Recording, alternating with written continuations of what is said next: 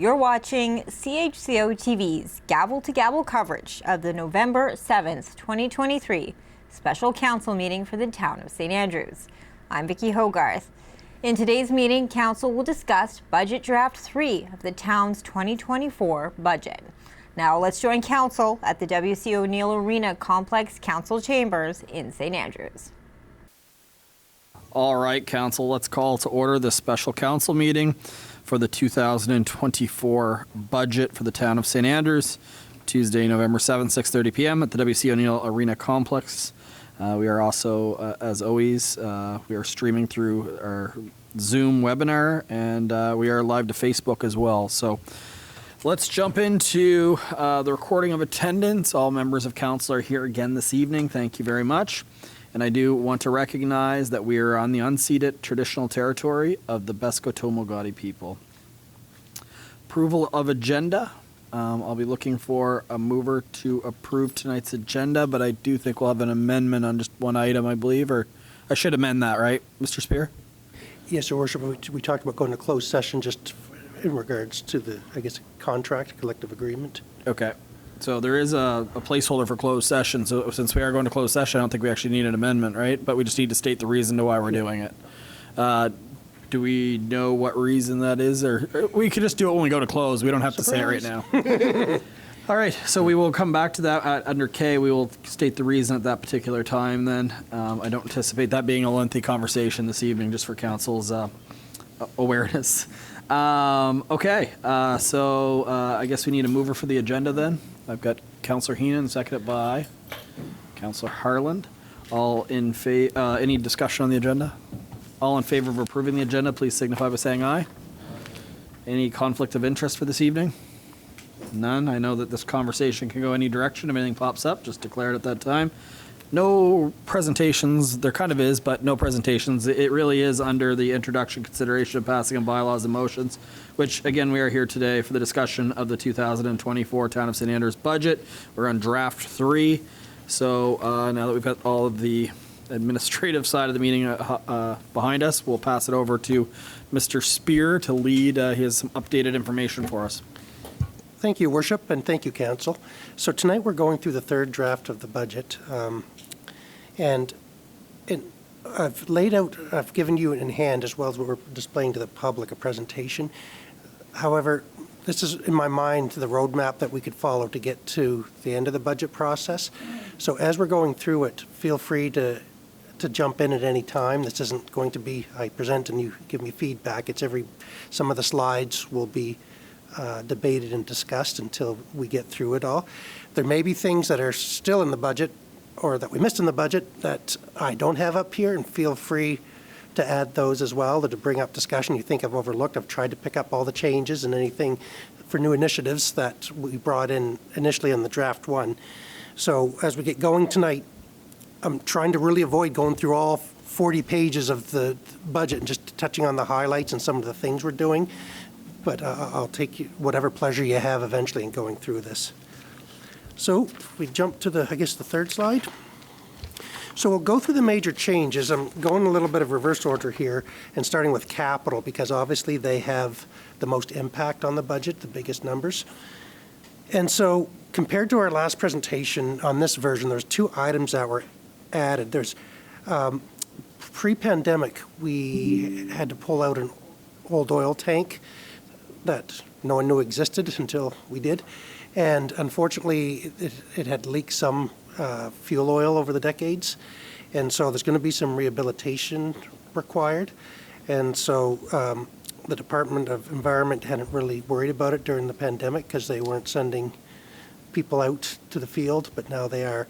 And so we've already had a quote, and the $25,000 to follow their recommendation is what's needed. Just to be advised, it could be an ongoing, not necessarily at that full level, but there could be some monitoring situations that could go on for 2 or 3 years till they're happy with that.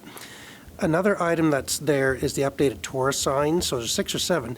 The ones specifically we're talking about are the ones that are shown on your report or on the screen there, which I found out there was actually 6 or 7 of them in town.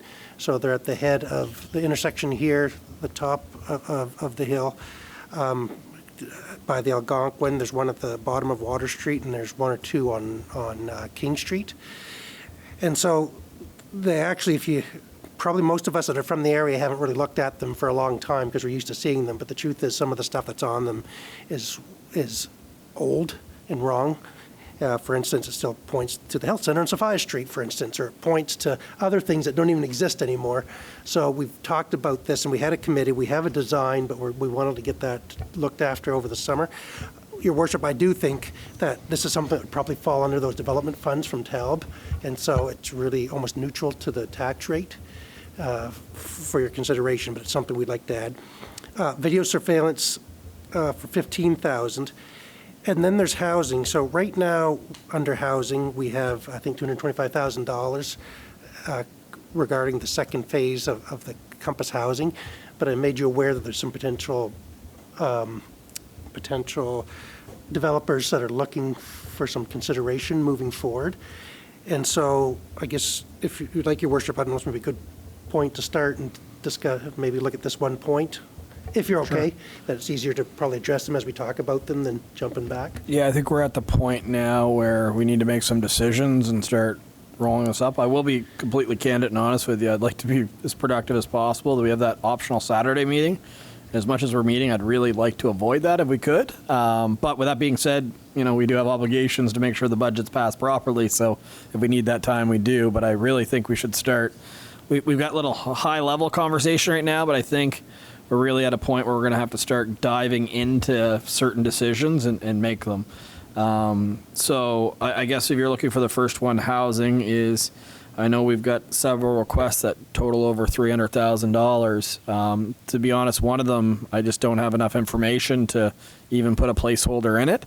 And then the other one, I'd have to see what the return is other than the fact that it would be a development, right? So I just feel like it'd be an arbitrary number right now because we haven't had enough dialogue to really understand what amount should be in there. We talked about the Housing Accelerator Fund. That obviously is a big tool, but when you're relying on other levels of government for every project, then this council may not be able to get any other housing initiatives underway as well. But council, I'm all for housing, but there is 3 developments happening in this community right now that are in the process of being done. That's a significant amount of money of tax dollars we spent, just to put a concept out there. The wharf, we could get absolutely shocked when we actually get the bids. I just don't think we have a lot of money to throw at this particular item. It was a major priority by a number of us that ran. I think that you already showed action, but if you're going to put something in there, I think my recommendation would be, knowing that funds are tight, would be not a groundbreaking amount, if that makes sense, but maybe an amount where you could help developers, when it comes to town services or something like that, of providing some type of incentive. I guess a question to you, Mr. Spear, back is, I know we set the budget for the year, but if we get hit with an incredible housing opportunity, I'll grab a number out of the air that the municipality decides we want to spend $100,000. Just because it's not in our budget doesn't mean we don't have the ability to go to the capital. Well, we can't go to the capital borrowing board for that. It's a big it depends, Your Worship. And so if it's for services, we can. So let's say, just on the Champlain subdivision, somebody comes in and says, we'll build 50 houses if you give us $100,000 and put in water and sewer and control the road. They're happy for that. But if it's a similar thing like we did with Compass Housing, which is an economic development grant, you can't borrow and things like that. And so that would make it a lot more challenging to do mid-year, to be honest. So if it was a situation where we needed to put in a public road on land, we could go and borrow the money, or we needed to put in water and sewer line, we could go. So I guess kind of my reaction to this, council, is pick your priorities, and I know this is still one of them that we identified when we did our priority setting exercise, to keep that in mind as well. But over to you, but I don't see a world in which this is a huge number this year, unfortunately, because of the obligations that we already have to make. Over to you, Council. Council Bennett. Thank you, Your Worship. In the past couple of years, when you guys were leading up to the Compass Housing initiative, was there a survey done in town on the need for housing and affordable housing? To answer that, yes, through Xander Gopin actually led the process. There is a thorough housing assessment done for not just St. Andrews, but the entire region. And it actually breaks down to how many units are required. And based on the construction that's happening within the community, I'm not talking affordable, I'm talking overall units, I think we're about 50% of the way that the report speculated at what we needed. So yeah, and those are rough numbers just off the top. But yeah, there is a full study completed on that. Does that also include the private construction that's going on too? Because we've heard about the 7% growth and stuff in our area.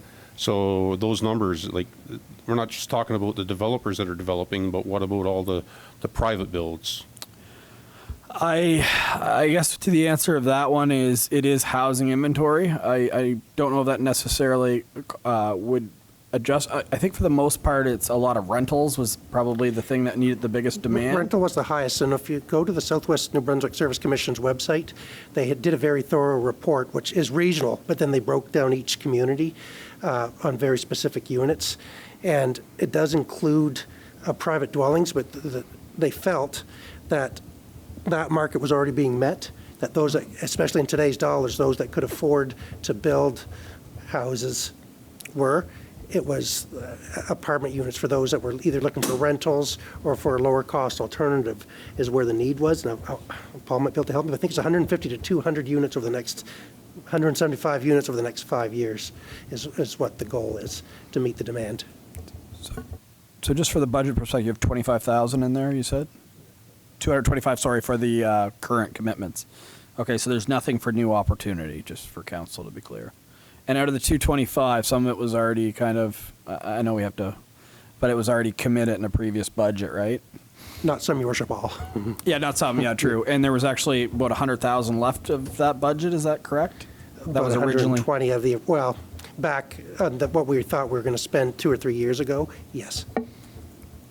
So if you're looking for a number of you did want to go about it, that number is the one that jumps out to me personally, because that is something that we talked about spending to spur housing. It hasn't been spent yet, but with that being said, it is debt, right? Like if we spend money on this, it means we're going to borrow for something else, right? We're not at a surplus here. It's not like it's reserves. So I guess I'm looking for some direction from council for this, and I know you've got proposals for an additional 300,000. I can be honest, you'll probably get hit with another one this year too that we don't even know about yet. So again, the housing accelerators funds there, and I actually think that we can go to ask for money. We're not going to, I could be wrong, we're not going to do another economic development grant. I can't see us have the money to do that. I could be wrong. I can't see it being the same format. I could see it help to put in water and sewer. I could see it help to put in a road, but I could be wrong. I would say that if we are looking to continue to do that, we should be developing some type of bylaw that actually would properly, so people could apply. And I know you can't give back people's property tax, but you usually do it over multiple years. So you look at what the particular investment's bringing in, and then you basically give a return on investment for, say, up to 10 years. So to me, that's almost the way. Go ahead. So, Your Worship, I guess the two developments that we've kind of talked about, both are looking at like low income or to very affordable, we'll say, and both of them rely on upfront funding in order to make that happen. Now, one of them has actually already been before council and will probably come before council the next couple of months in the form of a development agreement, and that would be Stonewall Place Landing, the Chris Evans land across from the Bar Road. That one is, you've seen development plans that they may have a request. Well, I know they'll have a request for services there. The other one is a little bit less sure that they've got good concept in. But they haven't actually made a formal request. Well, I guess they did. Is look for $200,000 if memory serves me correct. 225 as well. For development down at the old Legion space at Queen and Queen and Princess Royal, sorry. And so they're both there. The one that's, and we haven't really gotten into a deep discussion, but there have been requests, so that's why I want to bring it to your attention. The one across the Bar Road, it'd probably be in the provision of services, but the one on the Legion lot whatever the timing is of that. I think the service is already there, obviously. It's a corner lot. So they were looking for basically the equivalent of an economic development agreement to help lower their upfront capital costs.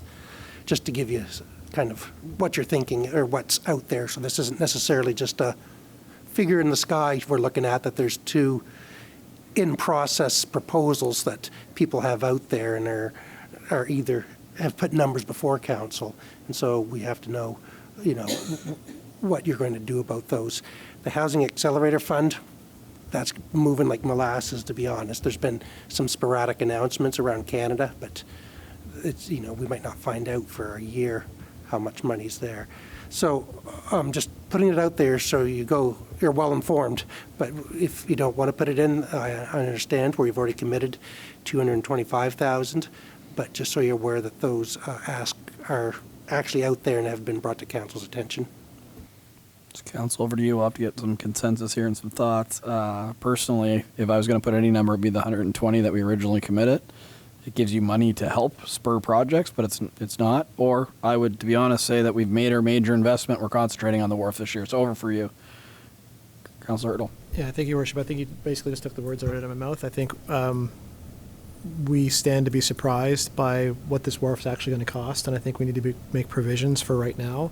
I mean, I'm still a large supporter of the need for housing in this community, and I think it still needs to happen. But in terms of what our priorities are right now and what our budget is, I think we need to focus on the ways the wharf could possibly get around us if we're not careful. So we have to make provision and buffer.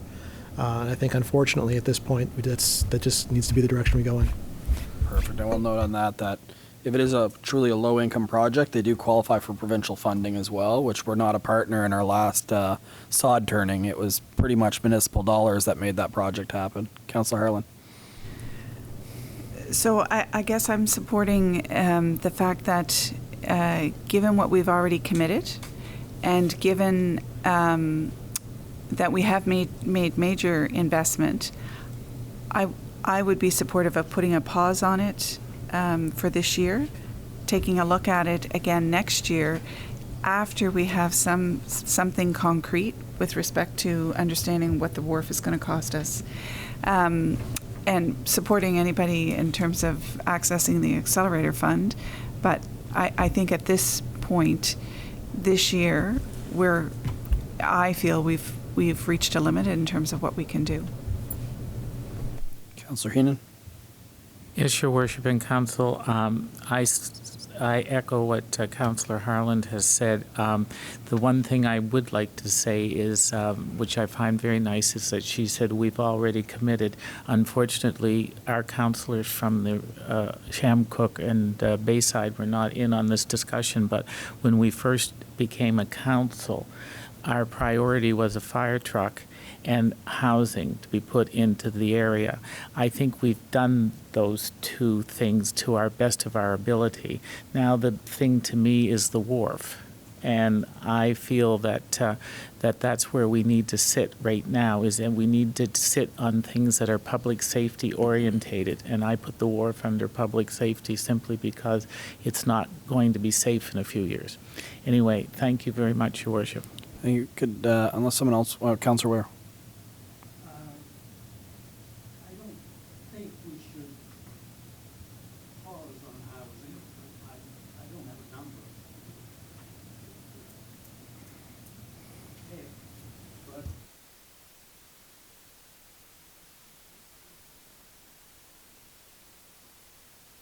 But I'm a great believer in the silent majority out there, and I think by far the majority of the residents of St. Andrews want to see housing. I know the special interest groups that are interested in the wharf, and they're going to get what they want. But if you take the population in total, I would say the majority aren't interested in it. I think it's a necessary part of the downtown. I don't know whether it's necessary to have a wharf that's capable of tying a large vessel up and that type of thing, but we do have to have a wharf. There's no question about it. And but housing is a serious issue in the country right now, not only in St. Andrews, it's everywhere. And for us to pause on something that affects so many of our residents, particularly the residents that are trying to make do on slightly above minimum wage, to me doesn't seem fair. You know, those of us that can afford our own house, which all of us can, we sometimes take it for granted. But there's a lot of people out there that can't take it for granted, and they deserve to have an acceptable place to live. And when I say deserve, I don't mean a sense of entitlement. I mean if they're hardworking people trying to raise a family. I don't feel sorry for the people that are not out there gainfully employed. They can't get housing. Go get a job first and then worry about housing. But I think there is a substantial group of people that housing has to, in my opinion, has to be on the radar all the time. And we have to, we talk about services versus development grants. I don't differentiate between the two. Now, the Shiretown project, certainly the services are there, so we can't do that. But on any development, like at the end of the Burr Road and stuff, that's no different than giving cash. If you put the services in, it's, you know, it's all coming out of the same pocket. So it, but that's just my thoughts on it. Something that I feel very strongly about, and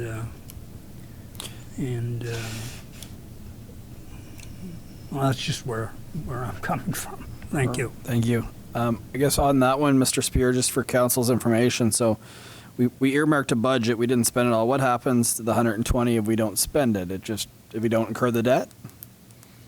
Like if we put a placeholder for, say, the 120 that's, and whatever that number is that's left from the original allocation that we put, and we don't spend it, is that debt for the town, or is that just something that we just didn't spend? We've got it in there if we need it, and if we don't see the right opportunity, we didn't use it. Is that an option? I guess hypothetically, Your Worship, some of that money will have gone back into reserves. Okay. So some of that will be set aside, and I should have brought it tonight, but I think we have over $500,000 set in our general capital reserves.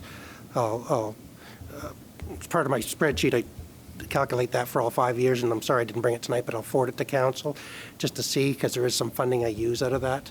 And so if a super duper project worth 100 to 200 is there, maybe we could take out of that. But again, with the wharf project sneaking up on us, there's always a concern. See, that's what I'd almost rather do, is use that. So if you get to your point, if you have, housing is a very important thing. If you have a really, really good opportunity, and I'll give the example of, you have an affordable development that you know the tax dollars are going to be paid back in 2 or 3 years, why would we not jump at that, right? Like, we've seen that, right? And not necessarily affordable, but we've spurred projects that are being built in the community right now that by the time the next council's done, it'll be paid back in full and continue to fund this community. So to turn our back on it altogether, I don't think is the right response, but in the same sense, I think the big splash has happened. I really do. I don't think we have the means to continue to, be developers. Like if we want to continue to invest at this level, we might as well form our own housing corporation, because it's significant investment, right? Councilor Blanchard. Well, to your point, I think there was some discussion about forming a housing corporation, and I'm wondering if having some money in reserve might actually allow us to kickstart that, perhaps. To Councillor Weir's point, excuse me, knowing that we really are only about 50% to our goal, or at least the stated goal of the housing report that was done, I think that still leaves an awful lot of people in our community without a viable option, right? So to sort of pause and say, well, we're part of the way there, I don't know if that, I kind of support Councillor Weir's point of view or train of thought, in that I think even if we're not investing at the same level, I think there's still an opportunity for maybe a smaller investments to see if we can't, again, spur on, maybe not support to the same extent that we have previously, but at least maybe we might get a few of those projects over the finish line, I guess, if we were able to provide a little bit of funding. So I'm supportive of having something there, whether it's the 120 or 125 that we had previously unspent, but having that in the budget, I could support something like that. But to your point about the reserve, to me, that if we have that capital reserve, that might be something that we're looking at for, like the wharf, if there are major overruns that we need to sort of draw on something like that. So anyways, just my thoughts. I think Councillor Bennett, I'll go back to you, Councillor Ware. Thank you, Your Worship, and thank you, Council, for your input. I certainly appreciate hearing stories of past before we got here, especially like Councillor Heenan's position, talking about the need for a new fire truck that the community definitely had a need for, and the need for affordable housing. I echo your comments that there's still absolutely a need in this community for more affordable housing. We certainly have probably enough high-end housing in this community, but there's certainly a lack of affordable housing. And I believe that need outweighs the want. And I'm going to step back just a second here. And I believe that the community needs a new wharf as well, and I support that initiative. But I do think that there's two issues here, and one is the fact that we need a wharf, and there's an option that we can get it with the money that the feds and the province provide, if we go with the simple rock berm. And there's no burden to the community. There's no 15-year mortgage and saddling future councils with that debt of 15 years and increasing taxes to pay for it. We want, a lot of people from St. Andrews want a more traditional looking wharf. So right now before us, I believe the real question is, do we put money where the need is for affordable housing, or do we put it where the want is for a pretty wharf? Because right now we're talking about $2 million plus whatever overages might come at that, plus up to 2 years of turmoil downtown to fix the wharf to make it a pretty wharf, whereas the rock berm, we're told that it can be done in 6 months. It can be done 6 months at no cost to this community, and that would alleviate a lot of extra funds where we could put it towards affordable housing. And I believe that's the issue that we really need to deal with here tonight. Thank you. Thank you. It is just important to note, just for clarity, that and perhaps you do see it that way, Councillor Bennett, but I just want to clarify that the wharf money, if we did the $6 million, all that, the money that we get from the federal government provincial, it would go down with it, because we would still be on the hook for our percentage. So don't get me wrong, it would save money, but it would not save the full amount, like the $2 million. It would save, I guess, it would be a significant amount, probably $400,000. Would that be $400,000 to $600,000? Yeah, so it would be a significant savings overall for sure in debt for the community should we go with that. But I would really caution council not to get into that debate tonight. You're going through public engagement. I think before we debate the option, probably the best practice would be to hear from the public if you do public engagement and then debate. But I hear you, because that debt does come into play with other spending, right? So, yeah, so on that, council, what I'm hearing is two different things. So I know we could talk. I think everybody agrees housing's important. I think you've already shown that it's important by your investment. It's not going to be fixed, and you could probably do another 3 projects, and it's still not going to be fixed. So what I'm hearing is kind of two things: is we have the Housing Accelerator Fund, we have some private developers, let it continue, look for opportunities. If something really comes up, we can go for debt. But I'm also hearing we kind of committed from a previous budget, we were spending this amount of money. We didn't spend it, so let's keep that amount that's remaining in the budget, and it gives us an opportunity. And then if nothing comes up that we really want to spend, just like we didn't last time, don't have to spend it, right? So there's 2 ways of looking at it. So I guess I'll look for a show of hands, because we did talk about this at length. And the 2 options will be how many would like to just keep the $225,000 that are already committed for housing for this year. So we are spending something this year, the $225,000. How many would like to see the $225,000 plus the remaining that was left from that budget, which was roughly $125,000? who would like to see the extra 125,000? So I guess I'll say, who would like to see the extra 125,000 and who would like just to leave it at the 2? So does that make sense to everybody, just to get consensus? Yeah, sorry, I didn't give you a chance to say. Go ahead, Councillor. I'll ask it to Mr. Spear. 25 years ago, I remember attending council meetings sometimes it was between Christmas and New Year's to make transfers to reserve funds, because I'd go in and say, you've got a surplus here. We got to get rid of it. And I heard subsequent to that, once I was out of that business, that the province had put some rules in to stop municipalities from holding these meetings, 3 days before year end, to move funds into reserve funds. And but can we move the 120 into a reserve fund and then draw it out for whatever purpose we deem necessary?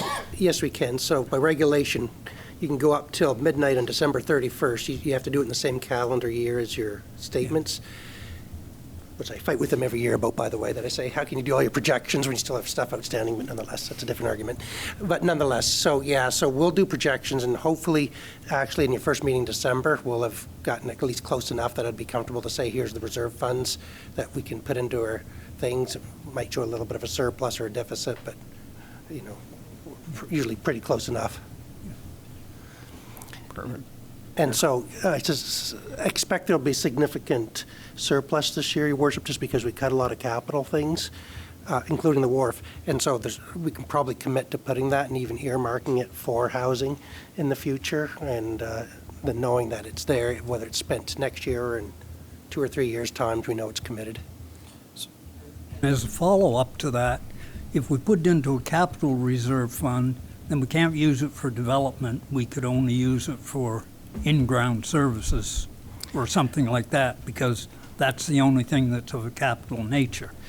That's 100% correct, and that's the problem. And you'd made the comment earlier about it being out of the same pockets, which I agree, but the silly accountants that we are with PSAB, it does make a difference, because we can't borrow against it if it comes out of the economic development grant, essentially.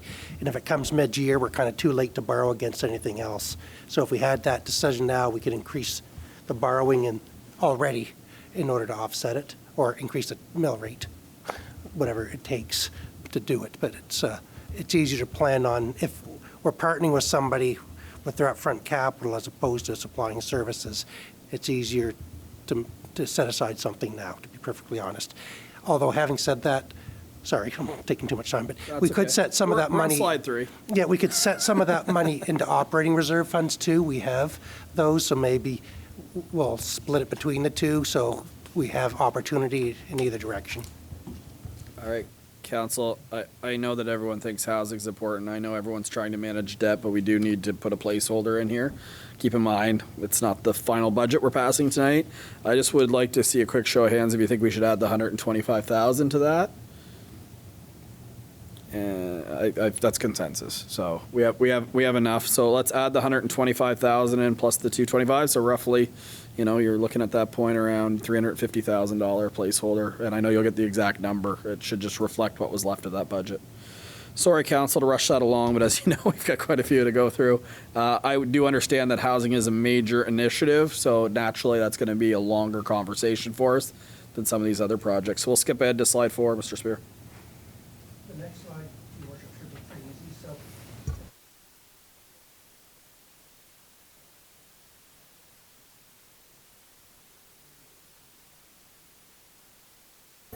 sorry. Go ahead and laugh, Councillor Weir. So staff made the decision that some of these could be deferred or outright eliminated. So I'll just go through them quickly. The town hall railing, if you've been there, there's a lot of bleeding of rust going on. We think we can solve that through just some repairs, so that's been eliminated. The Chandler Lane street end, that was carried over from an earlier budget, and once we did a visual inspection, we think that's okay. I did make a mistake, though. I had $18,000. That was only $7,500 in earlier versions of the budget. It's not $18,000. The storm main on Thomas Avenue.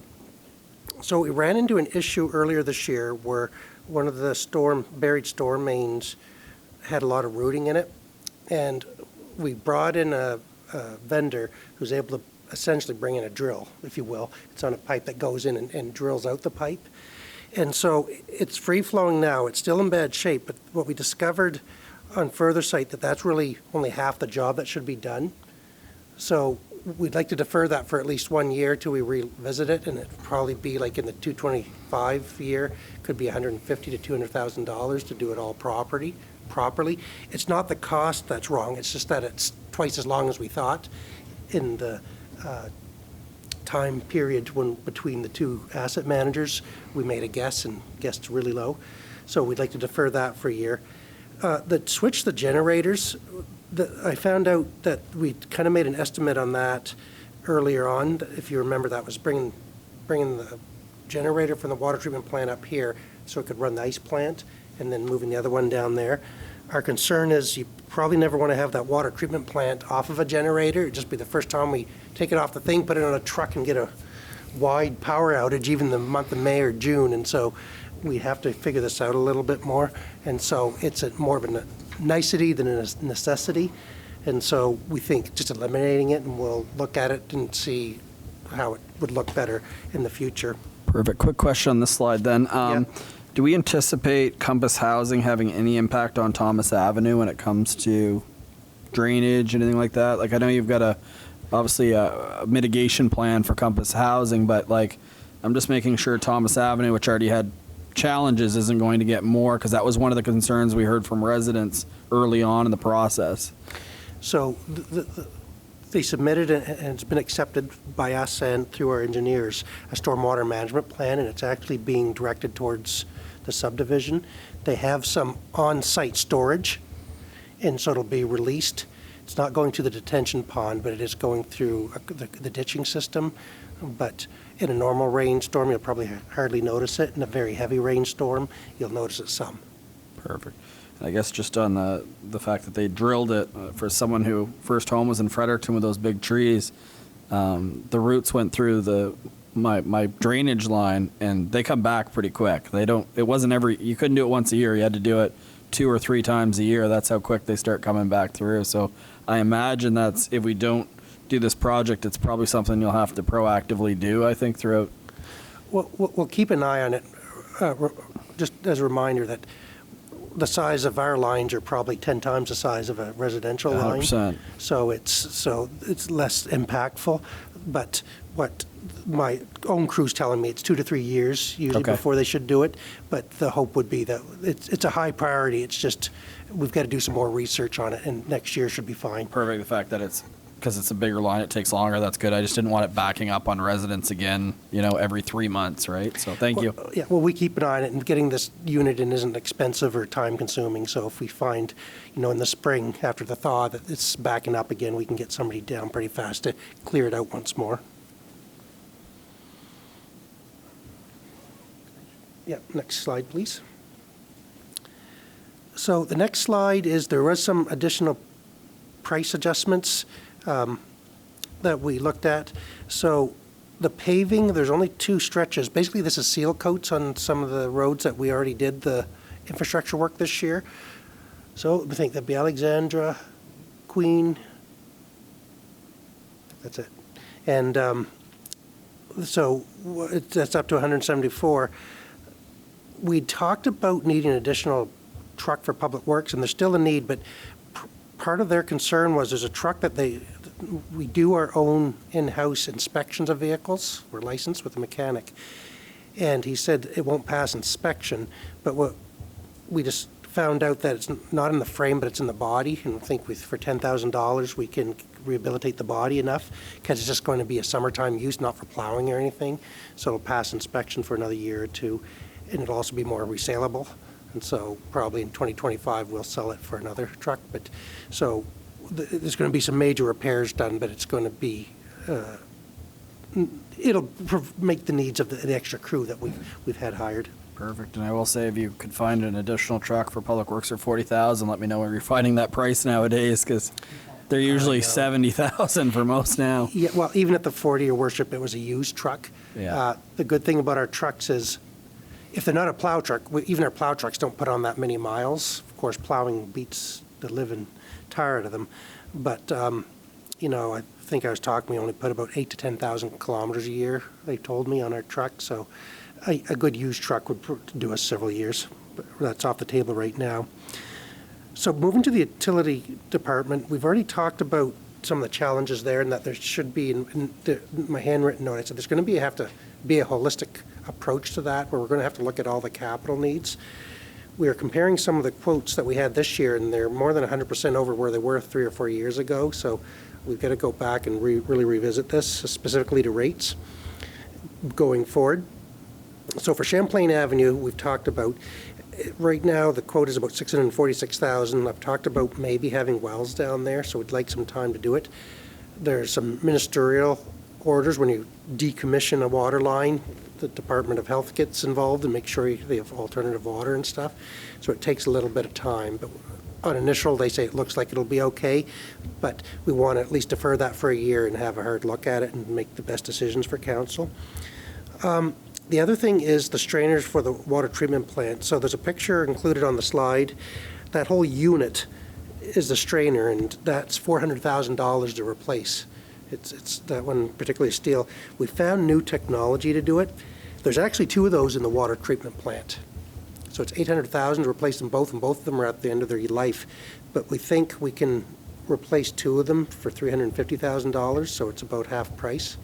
So it's a different technology, but it meets our needs. It's been looked over by the Department of Health and certainly our engineers. And so we're going to go through phase 1 and replace 1 of them this year. And if everything works as promised, we'll move to phase 2 next year. So that saved us $225,000 in that budget.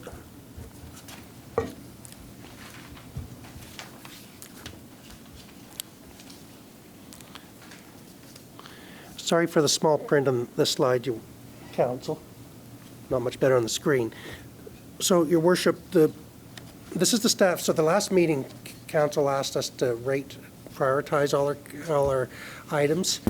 I'm not sure this has been presented to you earlier in your budget package, not in the same format, but we rated them.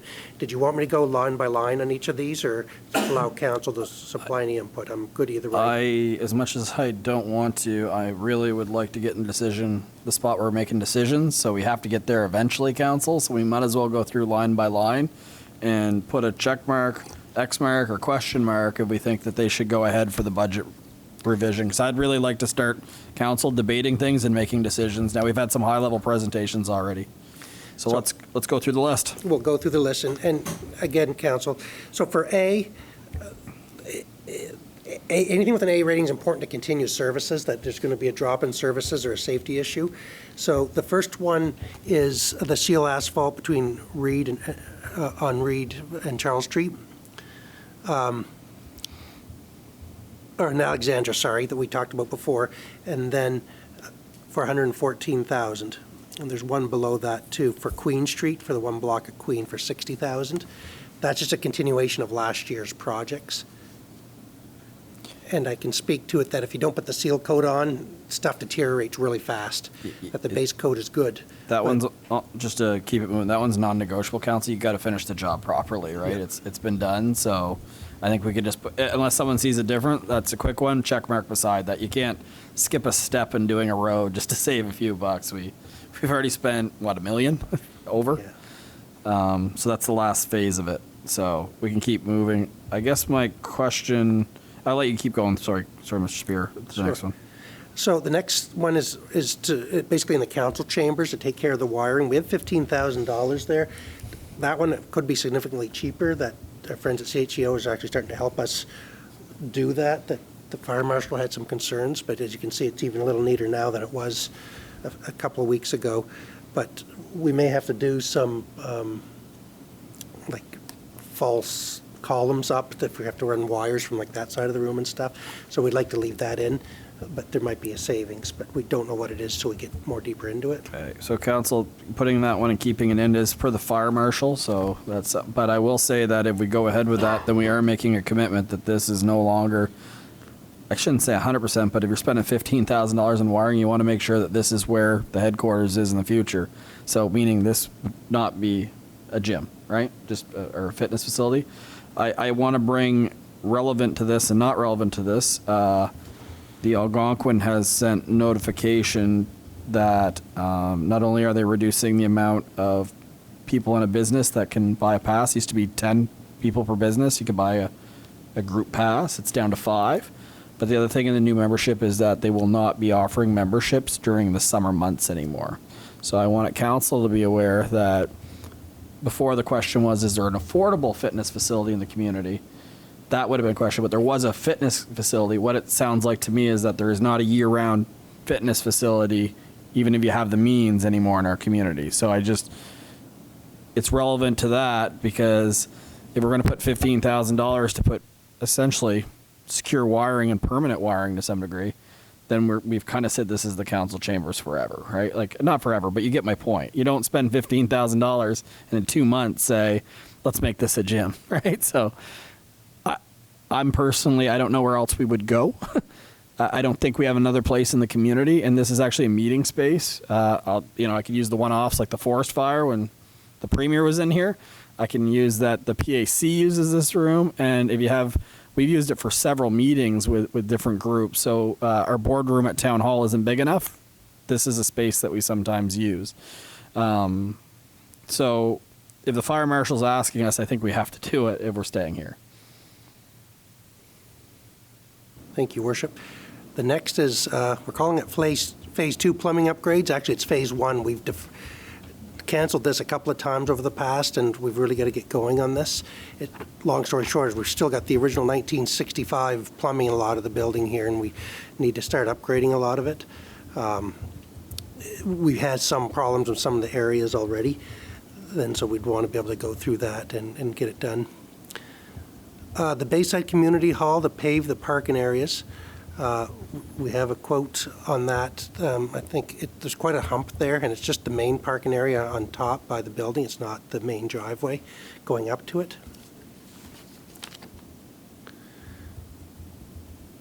Centennial Park, the ramp, the wooden ramp that is accessible needs to be replaced. It's starting to rot out, and so it should actually be replaced before we go into service next year. Terry's looking at maybe alternative to wood that might be a little cheaper, with asphalt and material, so it's almost like a walkway up to it as opposed to the wooden ramp. So we'll keep you informed on that.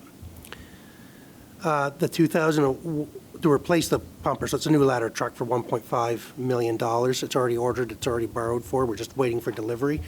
So that one is already a commitment. So the Market Square, Market Wharf, that's ongoing. I've got $2 million for next year. That's design and hopefully the early parts of Phase 1. As Councillor Bennett said, if we go with a different option, a lower price, it might lower it a little bit. But, with the capital stuff, it's just kind of you have to look at it over a several-year period, but that's what we've set aside.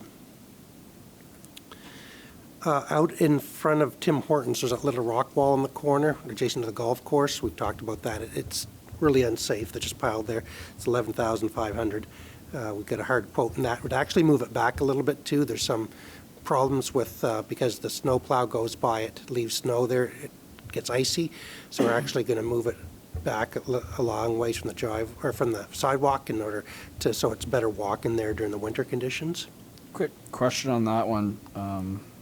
Just because we don't put landscaping walls everywhere in the community, is an option of just eliminating the wall and having a hill like everywhere else? Is that an option for the? So, to be honest, Council, that's something that has to be discussed. Is it a beautiful wall? Does it give you a good first impression of the community? Because again, not everybody has a landscape wall on every corner in this community. So it's a worthwhile conversation for $11,500. Again, how many, when you drive by that, say, that's a nice wall? Okay. So maybe it's needed. It is a high traffic area in our community, right? So maybe that's there, but we should have a conversation. Do we spend $11,500 or do we just put a hill? Councillor Heenan.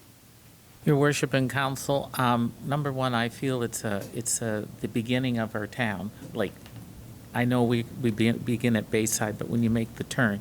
And I just would be interested to see what it would cost us to remove it, replace it with sod, do the drainage, et cetera. If it wouldn't, if we're talking $4,000 or $5,000, are we going to sacrifice that? That's all I would like to know. It's not going to eliminate the 11,500 from here. It's going to be a smaller amount if we tear it down and we resod it and rethink it. But is the saving worth changing it? That's just my question. I don't expect an answer on it. I just throw it out there. Thank you. Councillor Ware. No, I concur 100%. 11,500, bring somebody in to tear that wall down, sod it and everything. Might save $1,000 or two, but, it's... What I'm hearing is we're going to leave that in there then. Is that right? I'll keep challenging questions though, but it's the will of council, so let's leave that in there. Next one.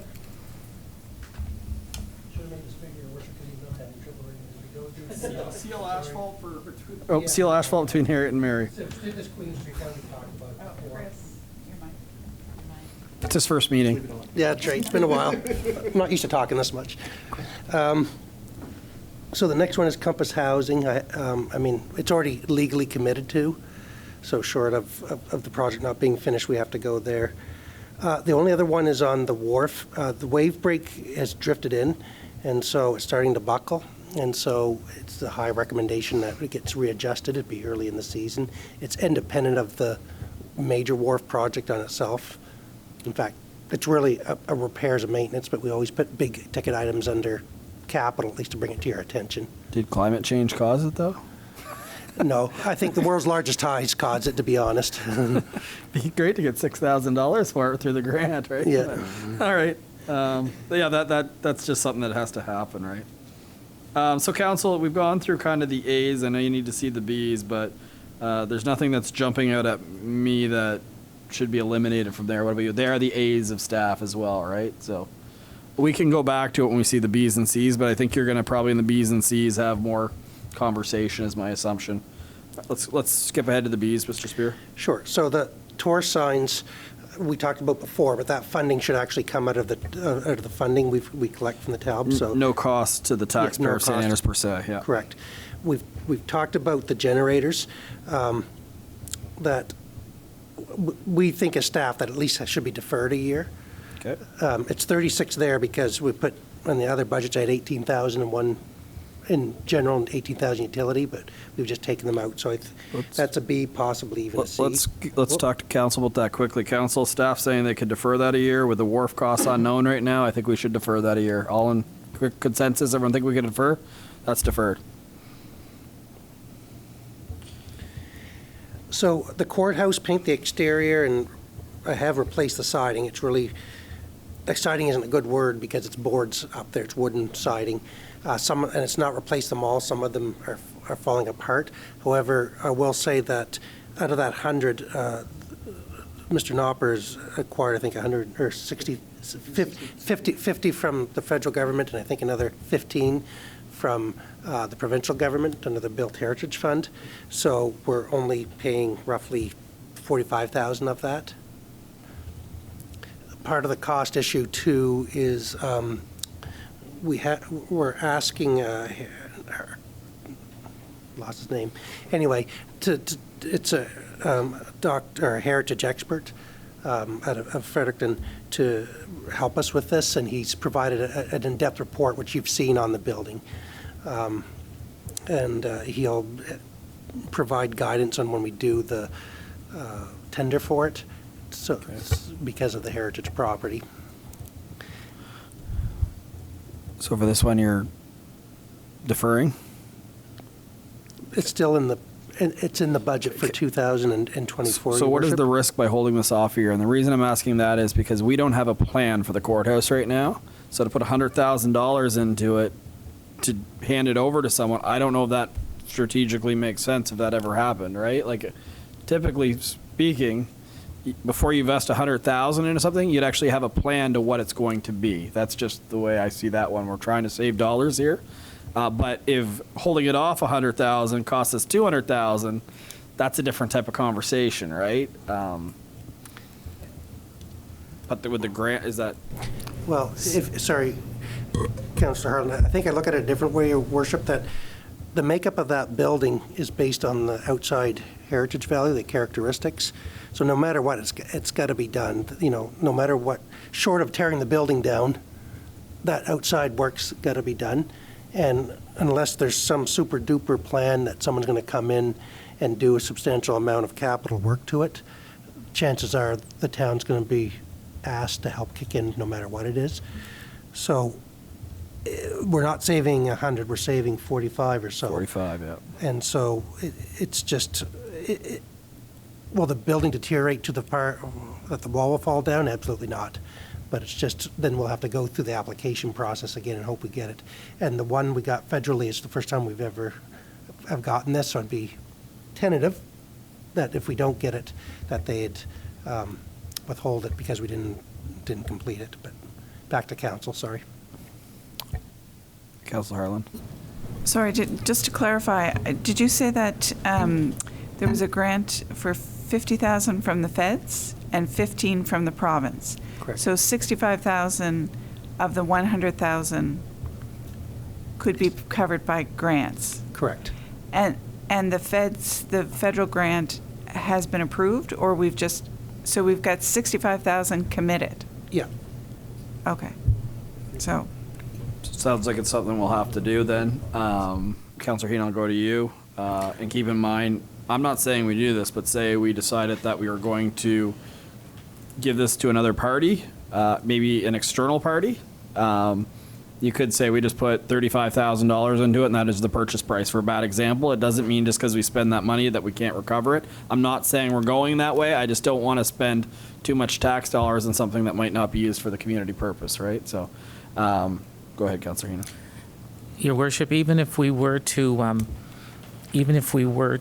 give it or sell it to a private company or organization, it is in bad shape. I see it every day, and I'm concerned if we take another year, which is going to be, let's face it, a year before something has moved along, then we may end up having to do a lot more repair without grants.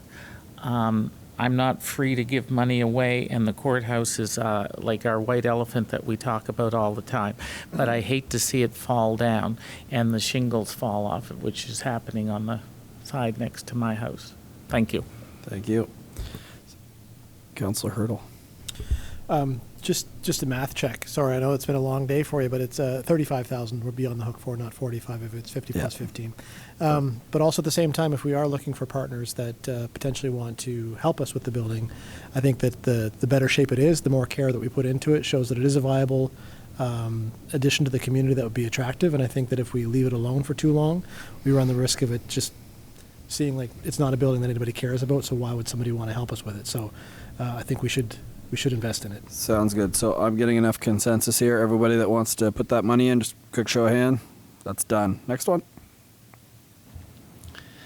So out on the Glebe Road, there's a common boat for that the people out in Shamcook use called the Dock Road. That there could be some upgrades brought forward by Councillor Bennett on that for $15,000. It's not an asset I have ever used, or because we've never been responsible for it, so I can't comment how much it is used, but I've heard there's festivals or there's events there once a year or something, or twice a year, that there's a lot of parking that's needed, and the ramp itself could be maybe cleaned up and upgraded a bit. All right, Councillor Harlan. sorry, you said there's festivals? From what I understand, again, that there's like festival might be a hard word, but there's An event. there's a gathering where several people come out. I think sort of dive it. Councillor Bennett would be much better to talk about this than I. I guess what I'm trying to understand is how many people actually use the Dock Road would benefit from the upgrade currently, or given our current budget situation, is that something that could be deferred a year? Councillor Bennett. Thank you, Your Worship. So yeah, it's one of the premier dive sites in this region. There was other dive sites in Deer Island and stuff that used to be very, very popular. The access to those other dive sites have been terminated with purchases of land and new housing construction and stuff. So really, one of the only easily accessible dive sites in this region is off the Dock Road, and there are several groups that use that a lot throughout the year. One of the big events that happens from Kojo diving and 40 to 60 divers just at one single time is they have an underwater pumpkin carving thing every year the weekend before Halloween. But it's a site that's not uncommon to see divers throughout the day come from all over the province to go dive at, as well as a lot of people out our way use it to load their boats. It's a very popular beach. It's very popular with teenagers and young adults. It's a place that a lot of people use it all day long, every day of the year. It's a very, very popular site that gets well used. The road is in desperate need of some help. It's been overgrown. The road is very narrow, down to less than one lane in a lot of the road. The first half of the road was maintained by a homeowner, and he spent $15,000 on it a little over 2 years ago. And I believe it needs about that $15,000 to finish the bottom half of it, which won't incorporate any assistance. There's a ditch on the side of the road which is eroding fast into the ocean, and that's going to need some significant upgrades in the future because as the storms keep coming, it just erodes more of the edge of the road down there. So unless some rock is put into the ditching there, eventually that road will become unpassable. But it's in desperate need of some work now, and it's not a beautification thing like a rust on a railing in the front of Town Hall. It's accessible. Half tons, 4-wheel drives can get down there now, no problem whatsoever. Small cars on nice days, it's a bit of a trek. When the weather turns south and snow and ice come, it's not a good. Right now, it wouldn't be good for any small car to go down there, period. And a lot of the divers that come from around the province do show up in little hatchback cars and go diving for a couple hours and then on their way. So it's getting to the point where a lot of people won't be able to use that site anymore for any of their recreation needs. Thank you. Councillor Hurdle. Thank you, Worship. I totally hear what you're saying. I guess my concern, since it is a private road, if the public pays for upkeep of the road, what's to stop the homeowner from putting a gate across the road and preventing anyone from accessing it, either this homeowner or a subsequent homeowner down the road? Thank you, Councillor. I want to expel some myth there. This is no way a private road. It is a public road that's not assumed. Okay, so it's not that I don't own that road and the person who owns a house on it doesn't own that road. It's just a public road that is not assumed. Because it's not assumed, the province doesn't take care of it now with our 42 cents on the dollar tax that we pay. So it's on the people who live there, and now I guess this municipality to maintain that road if we want it fixed. The one home that's on that property has paid himself to maintain it down the road down to his driveway, which is roughly half of the road. Now really needs some attention from his driveway down to the water, and the launch ramp and the rock berm at the end of the launch ramp certainly needs some attention. And $15,000 is a very small ask. We did get $22,000 last January for Shamcook, $11,000 for Bayside, and I assume this January we'll get another $22,000 for the gas tax money for Shamcook. And the one ask for Shamcook of $15,000 I don't think is a big ask, especially when it's already budgeted for in that gas tax money. Thank you. We'll go Councillor Ware, because did you weigh in, Councillor Ware, and then we'll go back to Councillor Harlan. Question for Mr. Spear. On the gas tax money that is sitting there waiting to be spent, if this is going to be put into 2024, can we transfer that money into the capital reserve fund and just carry it ahead? Won't affect our budget? Yes. Okay. Okay, Councillor Harlan. So thanks for your clarification, Councillor Bennett. I just need to understand how many unassumed roads, is that the right term? How many unassumed roads do we have given amalgamation? I can't answer that, to be honest. I'll have to go back to the department, because some of them are private. It's the blue sign roads is what we're talking, but some of them are private too, meaning they are private driveways. But the unassumed roads, I don't know. I'd have to go back and ask the department about if they can give, because even to make it a little, some of these unassumed roads they actually maintain. There's one that had a washout on the Bayside side, and they ended up fixing it. Who, the province? No rhyme or reason. What's that? The province? Yes. Yeah. So I guess I just, and I appreciate that this, Councillor Bennett, you have been a tremendous advocate for the Dock Road. My concern is that we don't know that this is the only priority in Shamcook. We don't know that because we haven't consulted Shamcook and we haven't consulted Bayside. And I've been preaching about this for a while to fully understand what the needs are. And my concern is just that if we do the repairs to the Dock Road, and then I guess it doesn't become an unassumed road, it's then an assumed road. Is that correct? That's incorrect. That's incorrect? It's still an unassumed road, yeah. So it means if we can do this piece of work and then we have potentially no further requirements? We still have to ask DTI permission to repair it. They'll say, fill your boots. But we still have to fill out a form, possibly pay $700 Yeah, there's a permit fee. for their... Right. Sorry.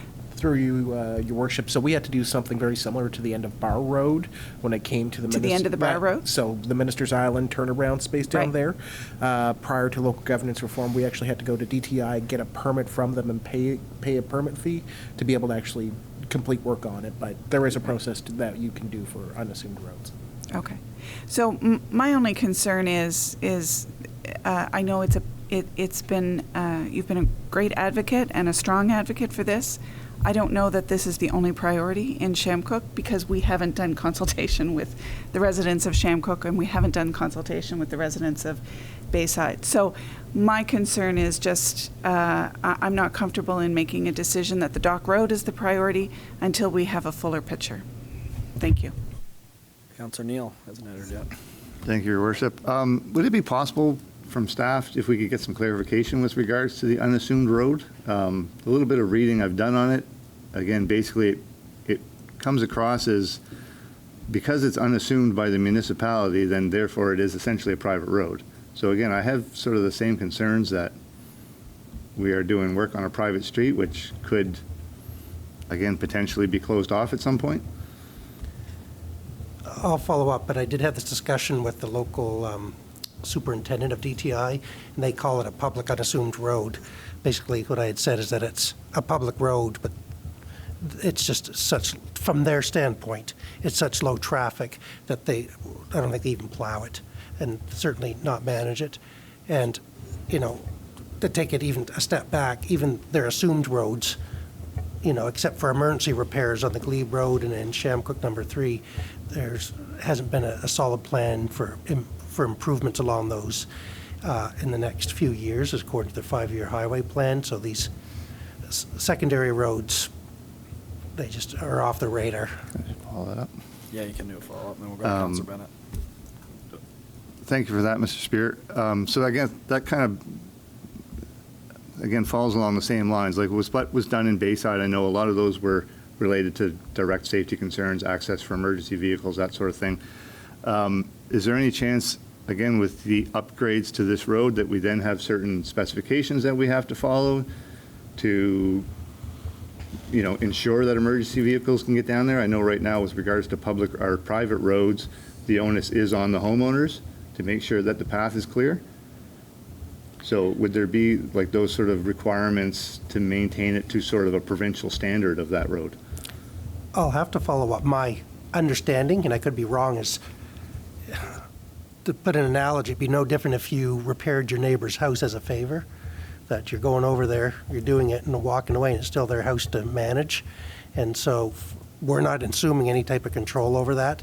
Politically, other people may come along and say, well, if you're putting funds into this road, what about my road or this area? And since we don't have a good inventory of them, we don't exactly know what that is. But we know this is an active thing that Councillor Bennett's been advocating for. But I don't particularly understand it, what the long-term effects will be, and I can go on that and ask a few more questions, but I'm fairly certain that it's just because we touch it doesn't mean we're going to acquire ownership of it or have an expectation to go further.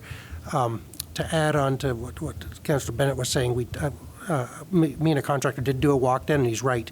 There's a ditch, but there's also woods and growth in between the ditch and the main road. So if that's cleaned up and rocked, that'll widen it out, and that wouldn't be very expensive, that much. One good backhoe in 3 hours would probably clean that up. It's the buildup of the other stuff would be around. But as far as a standard, an assumed road has no standard. It just is. Councillor Bennett. Thank you, Your Worship. I'd like to address Councillor Harlan's point there on not addressing the community and not knowing what the needs for the community are, and I absolutely concur with that.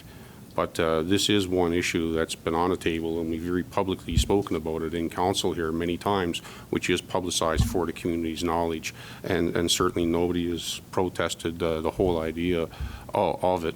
But I also want to point out that we've already approved money for Bayside Hall for heat pumps, and now we've already agreed in principle for a $52,000 parking lot, and we haven't addressed or asked for any consultation with the community for laying asphalt or heat pumps.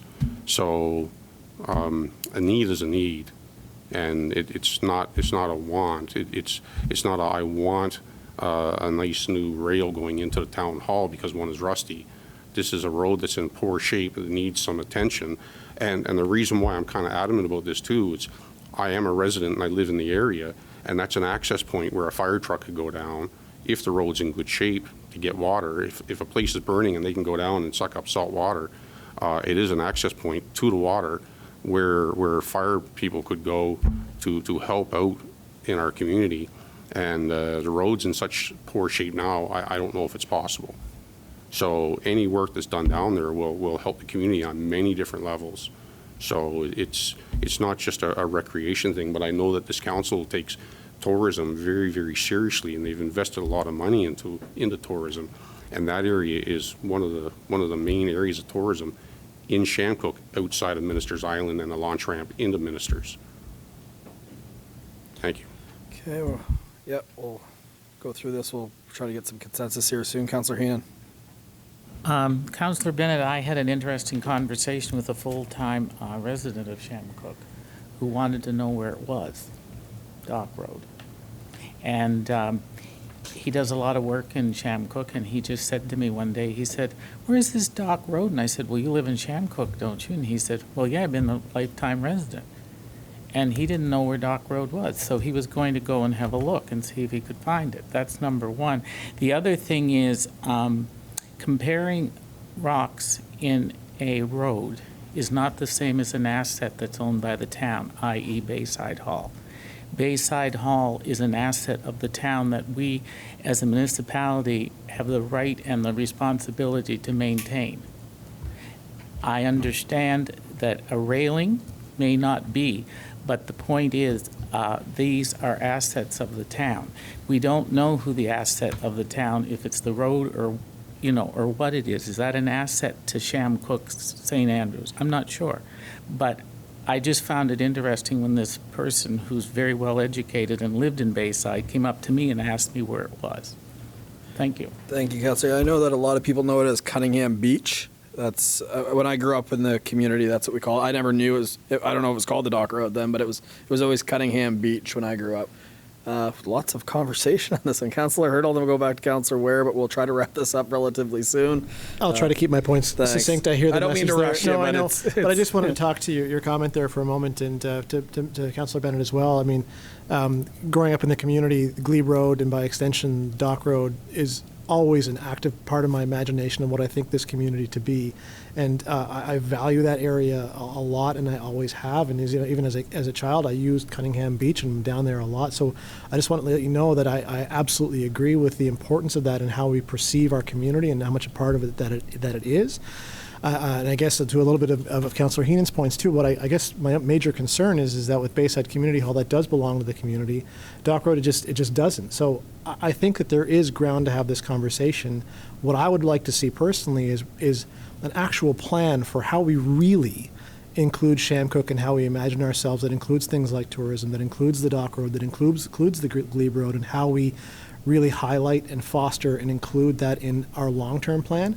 What I worry about is when we're talking about the difference between public assets versus private assets, or maybe not private's the wrong word, but municipally owned assets, maybe it's just not the discussion for us right now, but I really want us to get to a point where it is. But maybe for this year, I just think that, we have a lot of questions about it, that's all. So, but I hear what you're saying, the importance of that. I've used that beach for my whole life, so I don't want you to think that it's because we don't value that area, but because we really do.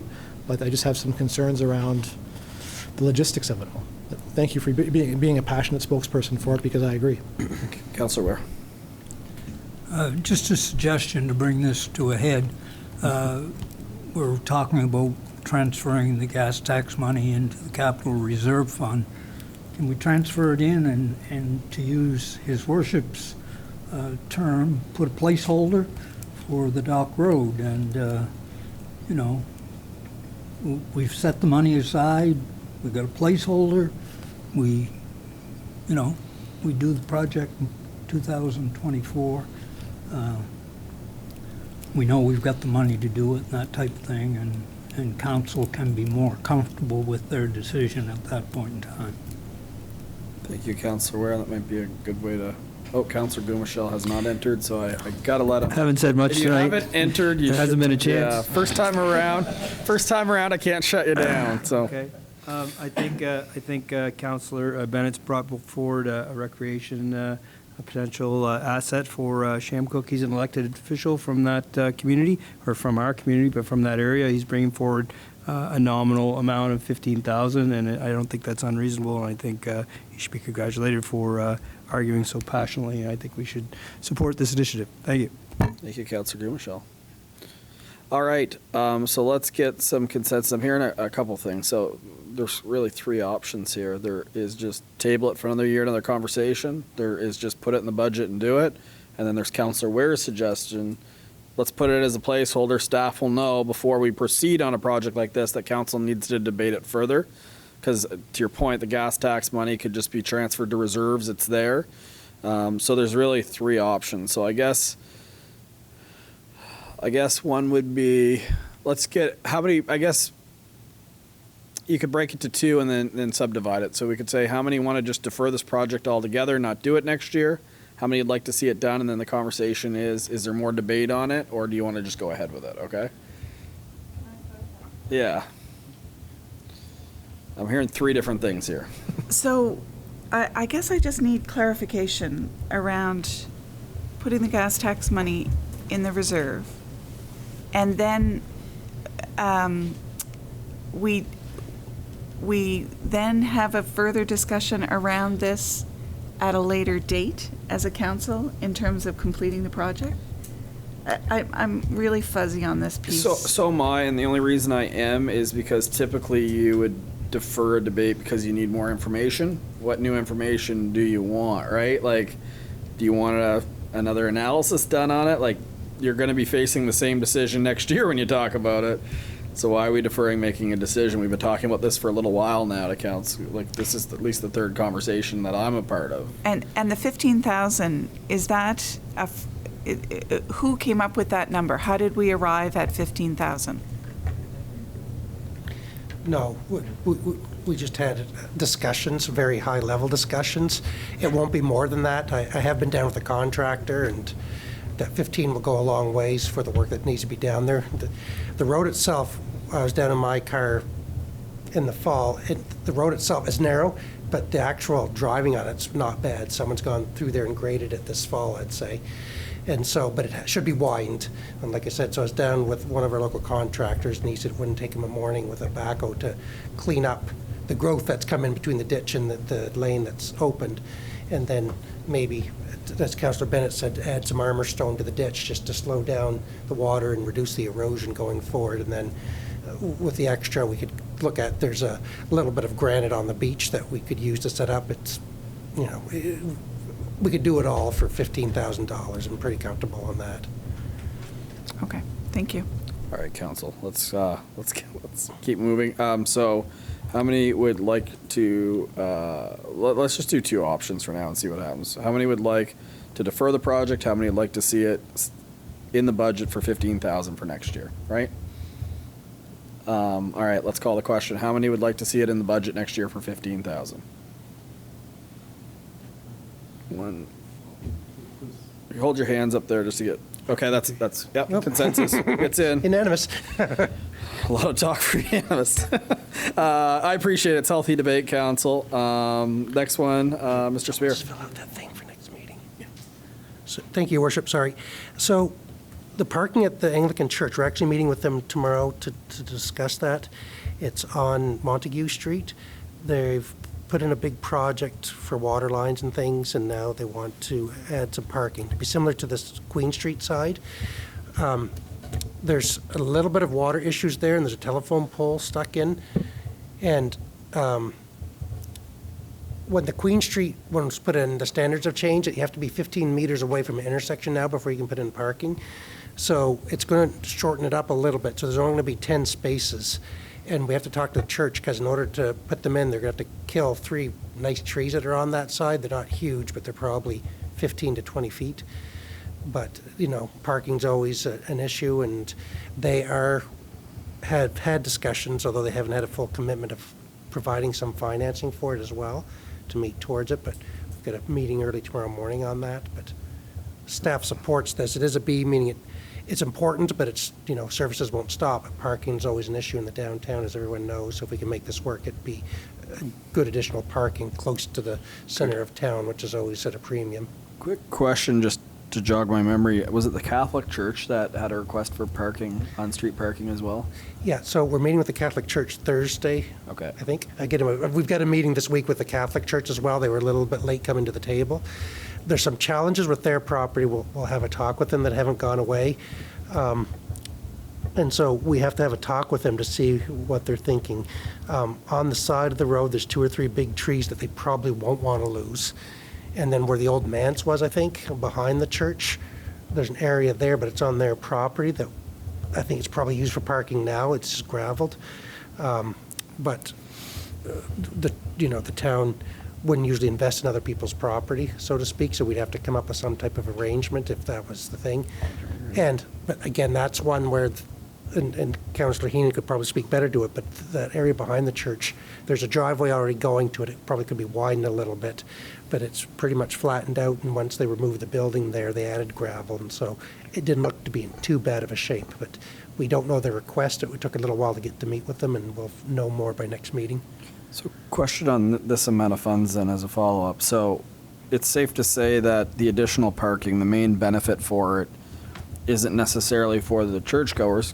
Indirectly, they'll benefit from it, but it's actually for overflow in the summer in St. Andrews. So I guess my point on that is, should the taxpayer be paying for additional parking for the downtown, or should the tourism accommodation product development, would parking not be something that should be a strategic investment by this town to help improve our visitor experience? I'm wondering, you know, we looked at one earlier. I'm wondering if this project doesn't fall right in benefiting tourists, because if it wasn't for tourists, I don't think we would need to spend this money. That's just where I'm going at with this one. I know there's only limited funds. Every dollar we put into this is a dollar we don't put into something else, but this is parking directly that we're doing as a result of tourism.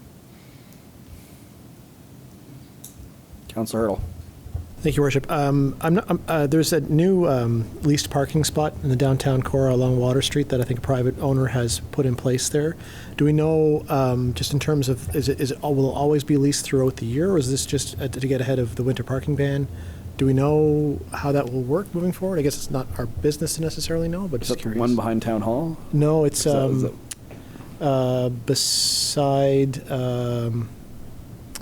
the framing store, to set up behind. It's got leased I didn't spots know that there's are in leased there. spots Just there. noticed it this past week. That's news Yeah. to me. Just curious. Well, obviously, we don't know anything about it, but yeah, it's there. Surprise. So, sorry, what was your question, though? I'm just wondering if we knew what the plans were, if they were in the summertime going to be opening that up a little bit more, if there are always leased spots. I guess we don't know at this point. Yeah, so. I think it tends to be opened up primarily for the winter parking, but I don't know. I know what you're talking about, and actually, a couple of the spaces were used for one of the developments downtown, so they may have limited use because there was an agreement that for that particular building to be built, that they had to have permanent parking over there because there wasn't enough on their own land. Thank you. So, council, I know that we desperately need parking, but I wouldn't say the town can't operate without this parking. So for me, as if we can't use the tourism accommodation levy, we're waiting on the wharf, we've said several times. We haven't cut much, just to be completely candid and honest with you. That is almost something that doesn't have to happen, but in the same sense, I can guarantee you for $35,000, you're not going to get a lot of opportunities for parking. So, I don't know what everyone's thoughts are, but I would like to use the tourism accommodation levy towards that. I'm seeing enough head nods. Mr. Spear, do you think that's something that we have within the budget? I know we're building the washrooms. I know there was the other item that we discussed that we'll be using it for. What was that? The tourism signs. The tourist signs. Is there still enough money projected in this coming year? I think there is, right? We haven't spent anything since our share since the accommodation levy went in, so after this year, there's probably going to be over $300,000 available. And to be honest, we are collecting this money and holding on to it as municipalities. So now we can say we've done a new washroom, we've improved signage, and we've improved parking. It makes sense to me. Yeah. All right, Mr. Spear, so we'd like to move that into that particular budget. Yep. So again, technically speaking, that does not cost the taxpayer of our community money as a result. So the next one is the Van Horn Trail, the final phase. I'm calling it a B. There's been a lot of planning and things going into this. And so the next phase that we almost had put into a tender this year was the big one is going from Cemetery Road all the way over to Bar Road. The only reason I have it as a B is it's a recreational asset. So you'd have a lot of upset people, but we do have to borrow $300,000 in order to pay for it. But it's been in the plans for 2 or 3 years, but obviously it's if it wasn't completed, it'd be a disappointment, but it's not going to be a loss of level services within the town. It just wouldn't be a new service coming along. So that's the only reason it has a B, but it is 2/3 funded by other levels of government. To me, this was money that we kind of committed, especially the fact you get 2/3 dollars. I know it's recreation, but you're probably never going to get a better deal on a trail. We won't be able. It won't be. Let's be honest. It won't be completed anytime soon if you defer this one. And I think we're approaching the end of the time period for this money as well, aren't we? Isn't it the final year or 2 years? We've got 2 years, but we have it all identified what we want to do. We were so late getting it out, the Trail Committee of Council members, I think in September, October, asked us to defer it till the spring when they thought the prices would be down, that the fall construction tends to be very expensive, which I agree. And so the money is near committed. Council, over to you. Councilor Harlan. Just clarify, how much of a commitment is it for us? A third, so $330,000. Okay. Councilor Hurdle.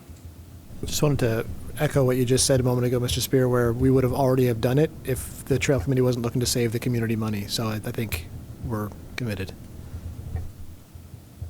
Consensus, we're committed? I kind of thought we were. Okay. All right, but point taken lightly that is a significant amount of money, but I dare say when we run into that money, we're probably not going to be doing too many $300,000 trail projects. Age friendly, I know it's on there probably because the community goes, but I think removing that money would be. There's a commitment as being part of the age-friendly designation that we have to spend so much on infrastructure. And they're such an engaged group, and they're actually getting wins every year. I don't see how you cut that, but council, over to you. I think it stays in, right? That's been consistent with previous years as well. Okay. So the next one, council, is 3 additional moorings for rentals at the wharf for $7,500. This one is actually profitable. It actually pay for itself, and probably, if not the first year, in 2 years. We were borrowing moorings from the yacht club this year because we had so many visitor boats. It's just because we have so few of them that the town owns ourselves. We've had several people that are now leasing some of ours full-time too, not just occasionally, but we've had 3 or 4 boats that are, instead of dropping their own, just rather pay us, and it's frankly be cheaper for them to build their own, but nonetheless it's easier just to rent ours. And so I wouldn't recommend cutting this one because it pretty much pays for itself, but again, it's not necessary, but it should be, within the revenue, we'll recover that quickly. Sorry. Oh, sorry. Let's do math. Okay, so it pays for itself is what I'm hearing. Okay. I actually noticed, council too, we talked about it earlier, but I didn't make the slide for some reason, was the washrooms at the point. That should be considered a B, although it's probably an A for most people at this point in time, and that is coming out of the TALB money. The cost of it's going to be a little bit higher. When we originally budgeted for this a couple of years ago, we thought we'd go in partnership with NBCC, but the way they've done their programming, it would drag it out for months and months and months. And so we're reaching out to private contractors now. So we're thinking to do a good job. And Mr. Acton says, in addition to restore some of the trees and stuff that were lost during the lines being put in and stuff, and to add some privacy to those that are across the road in Argyle Court, thank you, that to plant some, mature trees, not just saplings. It costs a few $100s. So the total cost of that project is probably going to be about $150,000. But again, it's all coming out of the TALB money. Mm-hmm.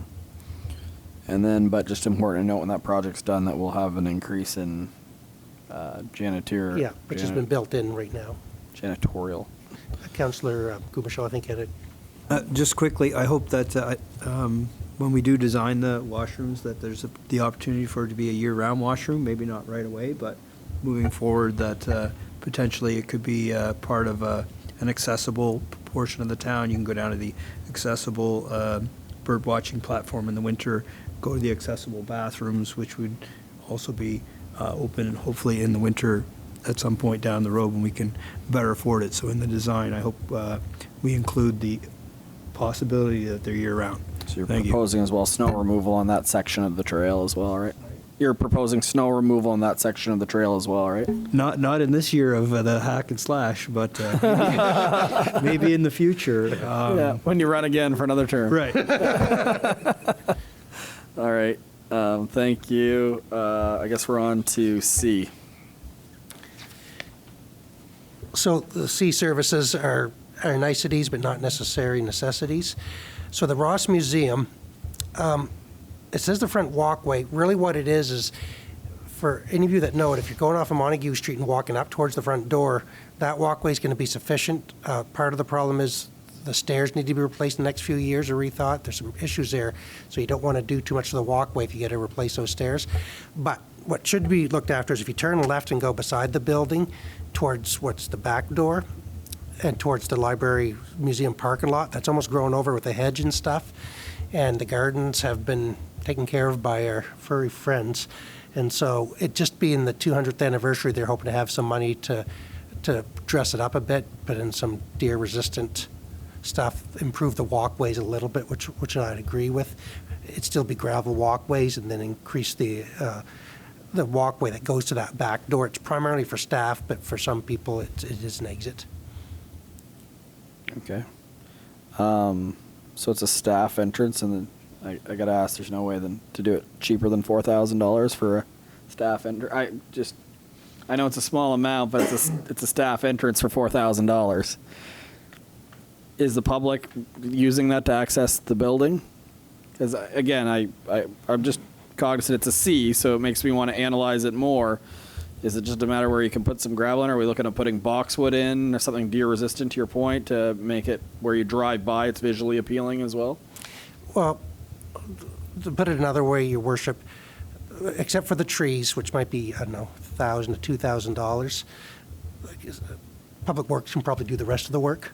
They've done bigger projects than this, and just to dress it up, clean it up, and strengthen it up, bring in some better gravel, compact it in and call it a day and get it ready before it That's opens. where I'm going with this. I've seen some of the work Public Works has done, and it's spectacular. I know Arnold Levitt came in and did that park, but even the new Elizabeth Street Park, town staff did a portion of that as well and did a phenomenal job. So I just question if there's not an opportunity to knock that number down a little bit. But yeah, maybe. How about I just put it down by a couple of $1,000 and I'll talk to staff. Council's at your will. Sorry to be the bad cop here tonight, but we got to save money, folks.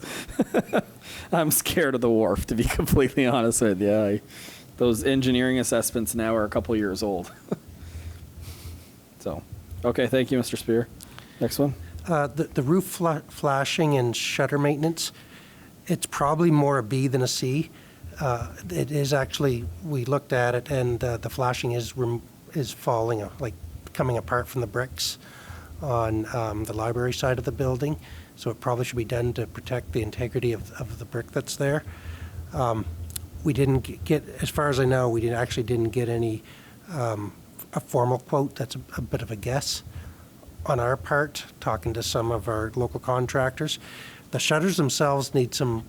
This is just stage one. Some of those shutters they're still wooden shutters, and some of them are in bad shape, so they have to be carefully taken off, and I think they have to be glued back together. So that's kind of part of that process too. We can go after built heritage funds for that one. That one isn't in hand, but it'd be a project they would love. So we could probably cover half of that through granting. Okay. Sounds like it has to be done, though. Okay. The gallery lighting was just, again, in the Chestnut Hall period, they've got a lot of things planned for the next year, and they're hoping to get some better display lighting. We might be able to cut that down a little bit because, we have an electrician on staff and have a look. But they have a full year ahead of them, and they're just hoping to increase the quality of the lighting that's there right now.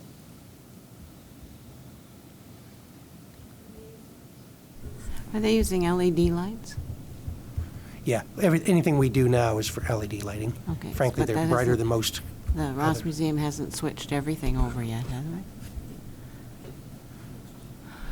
Almost. There's some of the stuff you kind of have to play not the game, but you have to watch out for the heritage characteristics of the building when you're installing some of that stuff, and can be almost too bright.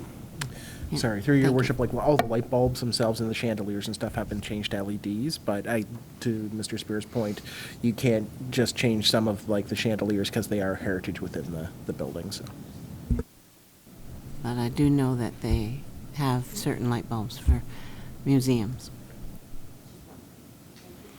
Councilor Earl. I know we don't want to necessarily be attaching everything we're doing to this, but is there room in the tourism accommodation levy to take care of this? I mean, it is a significant tourist draw for the area. Sure. Yeah. I mean, there's plenty of room if that's the way you want to redirect it. Yeah. Yeah, so that one's a little different because I remember when the whole debate started, and that wasn't this council, about when we were aware of the funds. The original reaction from some members of council was, oh, we can just take this tourism accommodation levy and pay for the museum. Maybe we can pay for the library. We can pay for all these assets, the archives. Like, we could just put all the money. And the intention of it was to add tourism development, some new things for tourist experiences. But with that being said, improved lighting isn't tourism. See, there's no rule that you couldn't do it, but I think the way that it was kind of communicated to the people that were collecting the money from their visitors was it was for improvements like we talked about, like washrooms, like parking. And if we start putting it into assets we're already managing, they kind of thought that was us just gouging from the fund to save our own budget. That was the concern there. I absolutely hear what you're saying. I think it's a very good point. But just in the specific case of this being the 200-year anniversary of the building, and it is a big tourist draw, we want to make sure it's looking its best for this time period. I think there might be room to have that discussion. Yeah, that would be the will account. That was just for your information, the debate of the day, right? Mr. Knopper. So through your worship, the majority of the lighting would actually go into the gallery area that's in the museum. So if you haven't traveled in there, they actually have a specific gallery that looks like Edward Bannister and talks about a lot of the history, and that's the lighting area that would be the majority improved. And we actually had the head of the Lady Beaverbrook Art Gallery come down and actually look at all the lighting in all the rooms and said that it's actually in very good condition, but the gallery itself could use improvement, and that was where the main focus of a lot of what they're intending to do for the 200th anniversary will be targeted at. So that's what they're asking for. Right, Council, I'll just, on his comment, how many would like to see that come into the tourism accommodation funds, the 5,000? That's majority. We're spending it today, aren't we? Thank you. Good suggestion, Councillor Hurdle. So we'll move on. We've already discussed the one. I guess the next one is just the Prince of Wales will be the last one, right?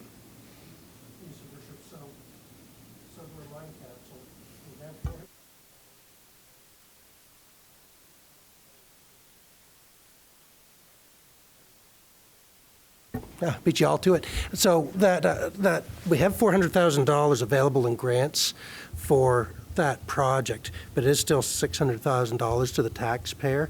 One of the struggles we've had with it still is, and I was this is over a year old, so like the war, if I'm scared of how much it actually cost, I will say that this cost does include a lot of underground storm sewers to widen the road, and so there's going to be a loss of trees. And that's been something this council and previous councils have struggled with, and we'll follow the will of council, but we've studied this one kind of to death, and there's really no more as far as other suggestions. It's whether you support this project or not at this point in time. Thank you. I know we debated this one previously, if I recall. What is the, I know it's for widening, and it wasn't a sidewalk. It was basically like the additional strip like on the side. Like I guess my question to you is, out of that money, does that do the entire road as well? I believe so. I think it goes from King right to the exercise park. So my question on that, if it's doing the entire road, is when in our asset management file would that road be expiring, or when do we think that it would have to be replaced? Meaning, if we have dollars now and we have to do it within 3 years, as much as you don't want to spend money, in 3 years you're going to get the whole bill, which is probably going to be a greater amount than that. But if it's got 10 to 15 years useful life left, for example, I know that we have a matching dollar program, but what I heard from the council debate before is that they were not going to knock those trees down, right? So, I've got Mr. Acton on the line here, so just double checking. It's a two-part question though. So the actual road itself's in bad shape. It should be done like in the next 2 to 3 years. So I'd hate to give it the money that way. But I'm asking him how much would we save by not widening it? okay. You know what I'm saying? And I know what you're saying. Just my only, that's my question. But the whole thing is this situational grant is based on us putting in the accessible. So if we don't knock the trees down, then this project doesn't go ahead with the funding, right? So, although, Your Worship, I'm talking off the top of my head now. I'll have to look, but I do have concerns. So the next couple of years is to actually put water and sewer in, which I don't think is in the budget right now. I don't think that's included in that 1.1 million. I think that's just the widening of the road in the storm. So when would this offer expire? Is it this coming year? Or do we have okay. Of course it is. Well, yeah, we can reach out and confirm. Okay, because to your point is we're not going to do this work if there's infrastructure underneath that needs replaced as well, right? So we'd have to do absolutely. We'd have to do the 100%. infrastructure same point. And so this might show as call it 1.1 million, with a big chunk of it coming from other levels of government. But the reality is we could have underground work that takes it up over the 1.1 million pretty quickly. So I think we need more information to answer that one. Yeah. No, Mr. Acton just let me know. The water and sewer is good. It's just the storm would be added and the road would be paved. Okay. So the water and sewer widened. And widen. It's the widen that the grant requires, and it's also the question of council. So if we don't do this, we are going to have to probably on our own redo Prince of Wales Street. Just repaving would be 500,000 or 600,000 guaranteed for that stretch. Basically, we're getting the widening for free, is what I'm pretty much seeing here. maybe even a little bit of savings as a result, obviously. And the only thing I'll say, Your Worship, it is a lot of money. I get that.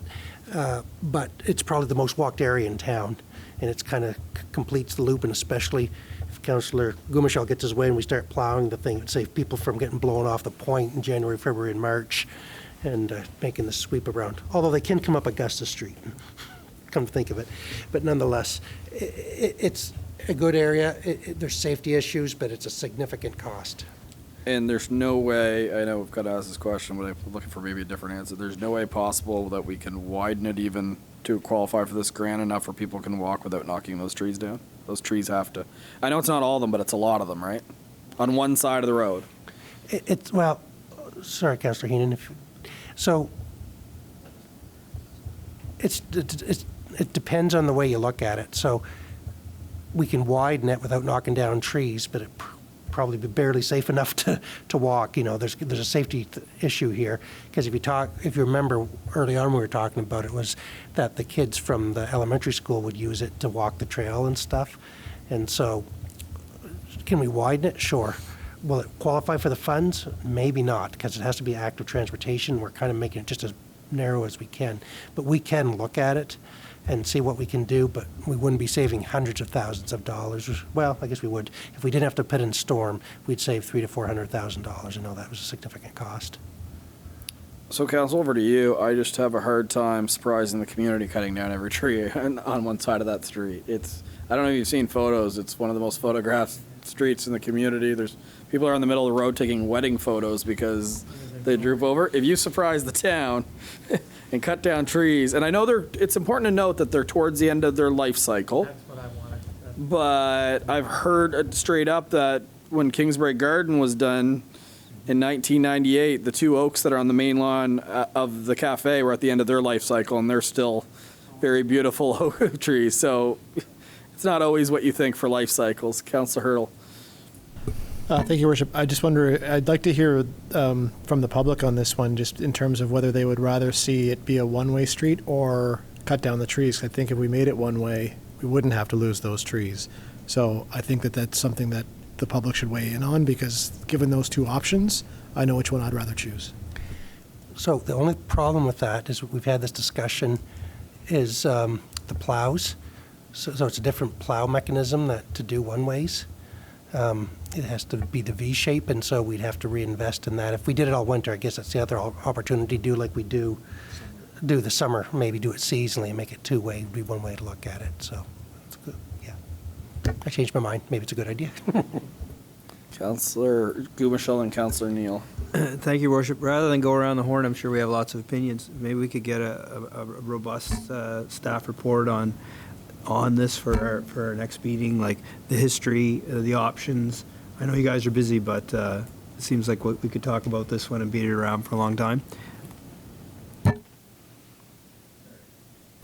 Robust, the next meeting won't happen. Just to be clear, we're supposed to meet again next Tuesday is all, to try to get this to bed. So we could have something probably early December, or if you just want to say if it's X amount of dollars, we'll do it, and then we can let you know what it works out to. I know that's really leaving it out there in the open. I'll try to get some type of consensus through this process to give you some direct. Councillor Neal. Thank you, Your Worship. Yeah, I guess I'm just a little confused here, because again, we have discussed this numerous times, and my recollection of that was that the discussion around removing trees was related to a sidewalk, not the widening of the road. I remember being in favor of widening the road because it saved the trees. So I'm a little confused now as to why the two of them have merged together. So are they merged together? It's a good point. Are they merged together, Mr. Spear? Is it possible to have a cake and eat it too? With the sidewalk, we would have had to cut down every tree. With widening, we're going to have to cut down some of them because they're so close on the encroachment. It's just where they're at. And the stormwater, because, yeah, you'll get equipment in there with, going down, widening it by several meters in order to get the trenches in. It'd be interesting to know how many trees that is. It really would. And I know if you go and tape them for us to do a drive-by, it's going to put the fear into the community while we're looking at it. But Your Worship, just to throw it back at you, and appreciate Councillor Neal's thing, because I kind of remembered that too. So it's just the widening, but it was to get that meter, Because typically they want 3 meters widening now. That can't happen. We'll be halfway into people's living rooms along there. But it's, I think it's only a meter, if I'm not mistaken. It is 1.5. So we can go back, have a look. I will say traditionally in St. Andrews, we've always done the capital budgets and operating together. That's not necessary, just to be clear. We could put this off if you decided you wanted to borrow to do it. You could make that decision into the new year. Larger centers, most centers our size and smaller do it all together, but places like Moncton, Fredericton, St. John, Quispamsis, Riverview, et cetera, may sit on it for a few months, say we're going to take X amount of tax dollars to put into it, and then figure out their capital plans. So it's not necessarily the end of it that a decision has to be made, but it would be nice if it was. Yeah, I don't like the thought of extending the budget period and doing a separate budget. I'm not saying we can, I just don't like the thought of it, because we do have quite a bit of bylaws and things that will need to be revisited. We still haven't passed our procedural bylaw, like the list goes on. The zoning bylaw is gonna come up, the municipal plan's gonna come up. I just don't like. Your worship, though, I want to be clear, sorry, maybe misspoke. I think we can go through most of the capital. All I'm saying is we can introduce something like this, just this one item, later in the year and have a discussion and possibly still do it, not the whole budget. So council, I'll try to get some consensus on this one. It's hard to know what to do and you don't know what the impacts of what your decision actually is. Straight up, you don't know what the impacts are on the street if you did it. The one way is a good suggestion, but I bet you the plowing would probably be a significant investment. If we kept it like the downtown and only made it seasonally one way, then that wouldn't be an issue. If we ran it 2 ways in the winter, it wouldn't be a problem. And there's enough, the traffic volume post-Thanksgiving is so low, would it be ideal to have a lane? Sure. Is it, or that extra width? Sure. Is it necessary? Probably not, from a practical standpoint. Oh, and then the other thing that you gotta take into consideration is you'd need a active path for campers to get to the point, because you don't want them, every one of them headed to the downtown, because they can no longer go down Prince of Wales. So there's other considerations we would have to give before making that decision, right? What are the impacts on traffic flow, period, right? Okay, council, I don't know what to do with this one, to be honest with you. I don't even know what to ask you. Do you want to just revisit this in the new year? It sounds like we can adjust it, but. Yeah, I'll speak for you, because I guess you don't want to speak for yourself, but if we pointed that direction the other way, it's going to lock Kingsbury out. It's going to make the people to get access to that area a heck of a lot longer drive. Yeah. It is, yeah, no, it would, but if we're going to do that, we'd also want to make sure that we have a very clear plan for that new signage as well, because it might be directing them towards the one way. So there's a lot of consideration doing that. And typically you consult a fair amount with the public before you switch the. Yeah, through your worship, you also have to look at Argyle Court, Sophia Street. There's a number of streets there that would extend drives from your residence. Argyle, to get home, they would have to go downtown and around the point. Correct. Yeah. Sorry to keep drag this out any further than it is, but just throwing this out there, in some areas they have traffic calming measures that include bump outs, which reduce lanes to one lane. So I'm wondering if we could do that around the trees that we might be losing to protect them. You can just bump the road out around those trees and then reduce it to one lane that slows everybody down going through them. That would probably put it on a private property, wouldn't it, to get around the trees? Oh, I gotcha. Oh, I got what you mean. I know what you mean by that. Be potentially an issue with plowing, but I'm just thinking for the walkers, though, you're forcing them into a narrower lane, wouldn't you be? Behind the tree, you mean? Oh, yeah. I guess if there were 6 of those, though, that would be. It's an idea. I appreciate it. I guess what we'd have to know, what would be really interesting, I guess, back to Councilor Gumachel's, is what I'm hearing is staff said we can revisit this item in the new year.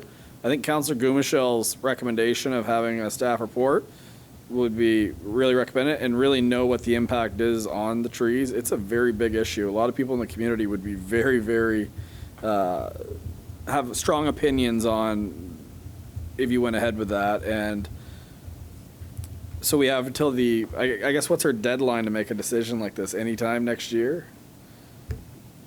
well, I wouldn't say any time, but you'd probably want to have it decided by the end of February so they can design Okay. in March, put it out to tender so we can have it done through the year. How many counselors don't feel they have enough information to make a decision on this at this point?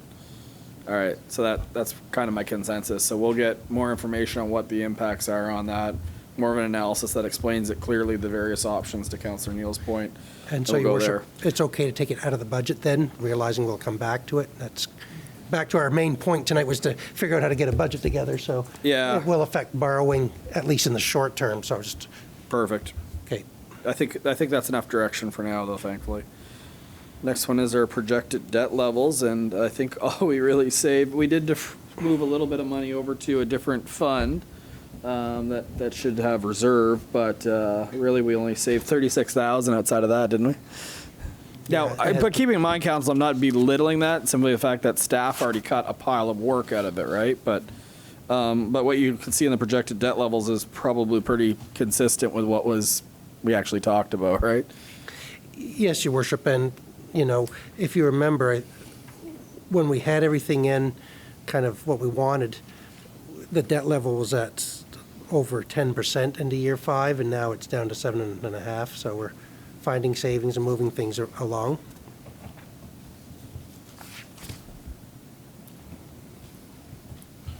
Okay. So we're at 8:30, Your Worship. I'm okay to keep going. I just didn't know if you guys were getting worn out after meeting last night, or if you want to keep plugging away. Well, I guess, Council, over to you. We're not going to get through everything tonight, I'm gathering, just being straight up and honest with you. Because I'm looking at, if you get to the back, we're going to be discussing mill rates between St. Andrews and the old Shamcook Bayside. We're not going to get through all this tonight.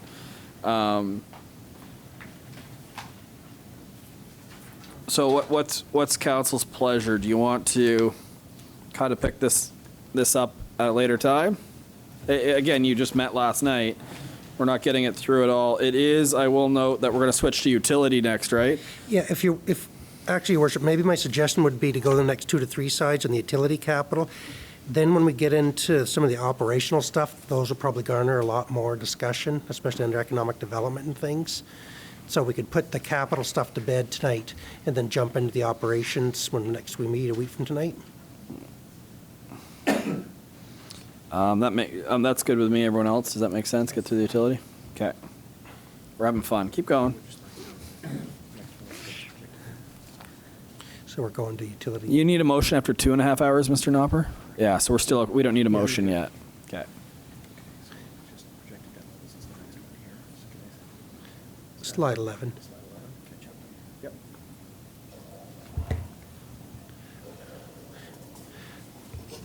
So within the utility, it's really A, B. It's either things are falling apart, we better replace it, or B, we can defer it a little while.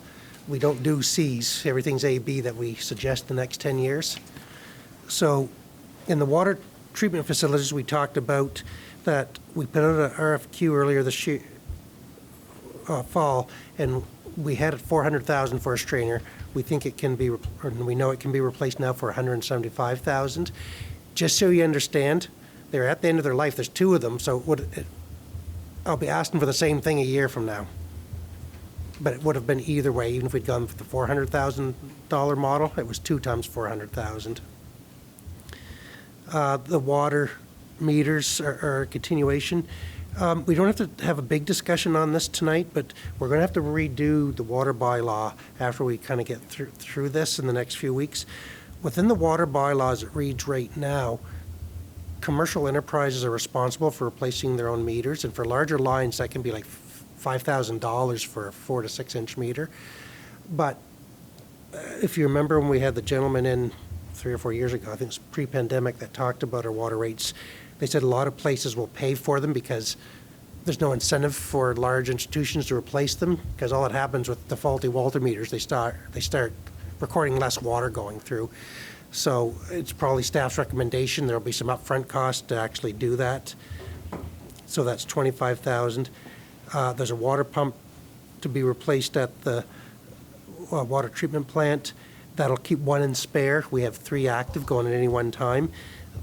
The problem with them is when a pump goes down, it takes 8 months to a year to replace it. And so we want to have at least 1 in inventory. And then there's the IUV, or sorry, the boards inside, the UV computer boards need to be replaced for 8,000. And then at the lagoon, sorry, the treatment facility, they need a grinder flight pump for 8,000, which is essentially like the inside of a garbage disposal on a large scale to grind solids into smaller bits before it goes into the lagoon.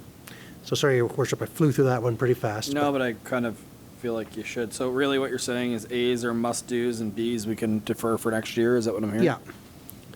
Well, so through the Bs, so for the Champlain, there's $60,000 still left to kind of try to figure out what we're going to do into 2025, so I'd like to leave that out. We talked about maybe the possibility of doing a test well or two to see if that's even feasible, so I'd like to leave that money there.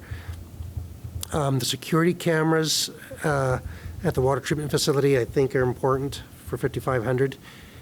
And then there's $5,000 for a storage shed at the water treatment lagoon. Some of that stuff's just sitting outside right now. They're water pumps, so the water doesn't necessarily hurt them too bad.